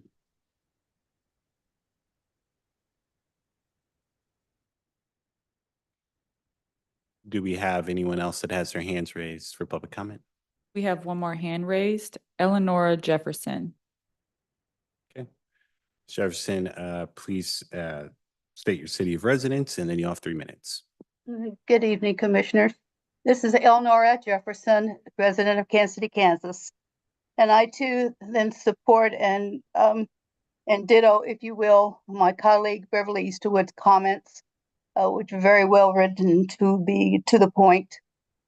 One thing that I would like to add, or a couple of things I'd like to add to that is, as I recognize, I have seen some of the improvements of which Mr. Knapp has spoken. The largest thing is the absence of a Northeast economic redevelopment plan that's tied to a pause on the options lease as they relate to specific Northeast neighborhoods. There are approximately 4 Northeast neighborhood groups that are interested in and are currently engaged with other CDCs to develop CDCs as well as entities such as LIST to put forth a redevelopment plan for their neighborhood groups. The redevelopment plan is something that has been in effect for the Douglas Sumner neighborhood group that has allowed a land bank strategy to be developed and the beginnings of a comprehensive redevelopment plan. So that is the suggestion and the recommendation that I would have, is that before you pass this policy, that you would also include that pause on the option leases for these specific Northeast neighborhood groups in light of developing a economic redevelopment plan for that area. And thank you. All right. Are there any other comments online? There are no other hands raised. Okay. Let the record show there's no one in gallery. I'll go ahead and close public comment. Okay. Committee, I know we did have, and I do appreciate those comments. And as you all know, we have made, I would say pretty much every effort to find kind of a pathway forward of what we have received, not only from what we've heard from the public, what we've heard almost 2 years ago doing community engagement, what we've heard from Groundworks Energy, what Judd is hearing from multiple people quite often. And so I do not believe that this policy is perfect by any means. I do think that it does get us much closer to what our community wants. There was a mentioning of neighborhood groups, which I think is amazing, are working on development plans. And we have made every effort, and we do acknowledge that any plan that is passed is going to be a part of the process and will be considered prior to any application being approved. We also made adjustments where we specifically call out the Northeast Master Plan and the accompanying CDC that is doing development in that particular area. And so we do have a new economic development director, and one of the goals that she has expressed to me is to hire someone to do specific urban economic development. I think the real answer to the question is not necessarily holding up the policy. We need people. We need people to come in and to start attracting the developers and the development that we want. And I believe that we have made significant gains, and I have confidence and want to give her a shot to do so. questions about the presentation or anything else with the policy draft? Yes, Commissioner Townsend. Thank you, Mr. Chair. For clarity's sake, I have read, in our homework packet, the version in our packet that includes redactions in red or additions in red. So just so I'm clear, maybe I misunderstood when Mr. Knapp was going through the handout today. And there were some recommendations mentioned, but I'm not seeing them in here. So I'm only voting on what I'm seeing in this packet. For instance, on the last page of the handout, they talk about applicants shall contact neighborhood groups. 8.1I. I'm trying to find where that is in this book because it was not in here. Oh, okay. And I think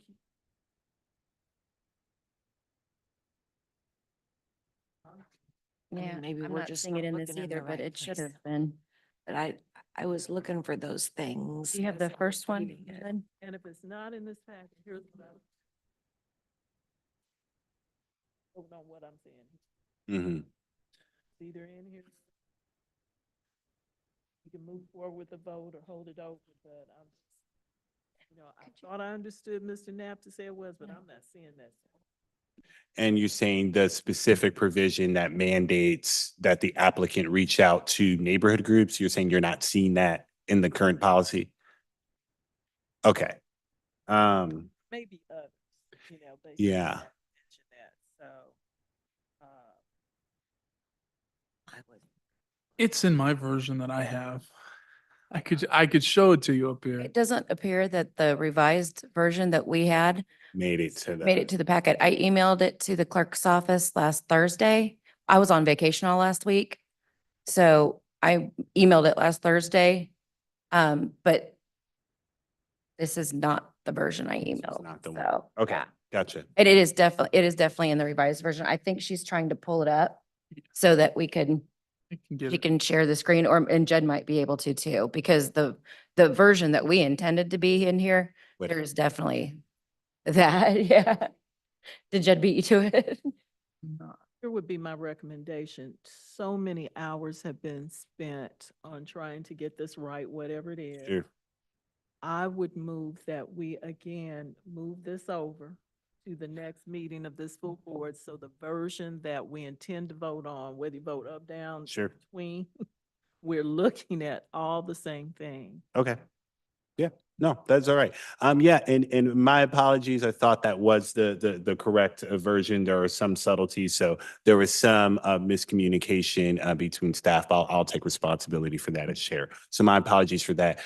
Commissioner Ramirez is also not here, so I actually would think it would be good for him to also weigh in. So yeah, so let's go ahead and move this to our December 2nd meeting. That way, everyone has the correct version, and we will make sure that the correct version is released and the public and everyone else is able to see. You mentioned that our economic development director publicly stated and will be moved toward working to get another professional in with a focus. I'm not going to say that's going to be their exclusive job Sure. per se, but certainly part of that will be community development. There were things that may be well worth considering, but maybe not necessarily part of the land bank. Sure. For every ill we have with development, so. Yeah. I'm glad that was mentioned as well. Thank you, Mr. Knapp and Councilor Green, Deputy Chief, and everyone else who worked on it, and all those people who came out to the meeting. Awesome, awesome. Yes, Commissioner Hill, you had a question?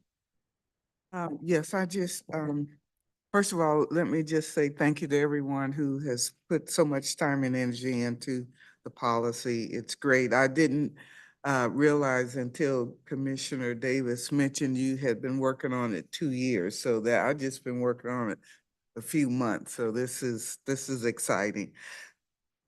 I also noted that you said earlier that it is by no means a completed document, but it is a great start, and I can appreciate that. I also appreciate what Commissioner Townsend mentioned about having a community development plan, and so that would be key. We've heard so many recommend that. I have also one other question. This is in the version that we have, the red copy, on page 13, and it says goals, 7.2 goals. And this is just something I have been mentioning ever since we started working on it, that since I've been around. It says save save existing housing stock from demolition and return the property to the tax rolls. And I might suggest some more language like when feasible with neighborhood or something, because just to leave housing stock that is decaying year after year with nothing being done is not acceptable in our neighborhoods anywhere. And so this might be something we can consider as we move forward. Yeah, no, absolutely. And currently, we do not have any housing stock in our land bank inventory. So a lot of the dilapidated buildings and structures, and I know you that currently right now in your district that you're seeing, that is not owned by the unified government per se. So when it is a private property matter that is stuck in rebate court, that is not in any way an indication on Mr. Knapp or the performance of the land bank. It would have to be owned by the unified government. And so to your point, absolutely, yes and amen. We actually have the opposite reality where we do not have those built structures, right? So once they go into the tax sale, somebody is snatching them up immediately, they're flipping it, and then we have something that goes into the tax rolls. And so, but to your point, absolutely, and we've had a very successful program for developers that have actually really address that specific point. So your point is well taken, well taken. Okay. All right. There was a motion to hold over to the December 2nd meeting. We will do everything. I will do everything in my power to make sure, and I apologize, to make sure you all and the public has the correct version. Is there a second for the holdover? Bynum, second. Okay. Clerk, can we get the roll? Just for clarity, was it Townsend that made the motion? Yes. Okay, thank you. Our roll call, Hill? Aye. Townsend? Aye. Bynum? Aye. Davis? Aye. Motion carries. All right. Thank you so much. Is there a motion to adjourn? So moved, Town. Second. All right. Can we get the roll call? Roll call, Hill? Aye. Townsend? Bynum? Davis? Aye. Motion carries. All right. Thank you so much. You all have a good night.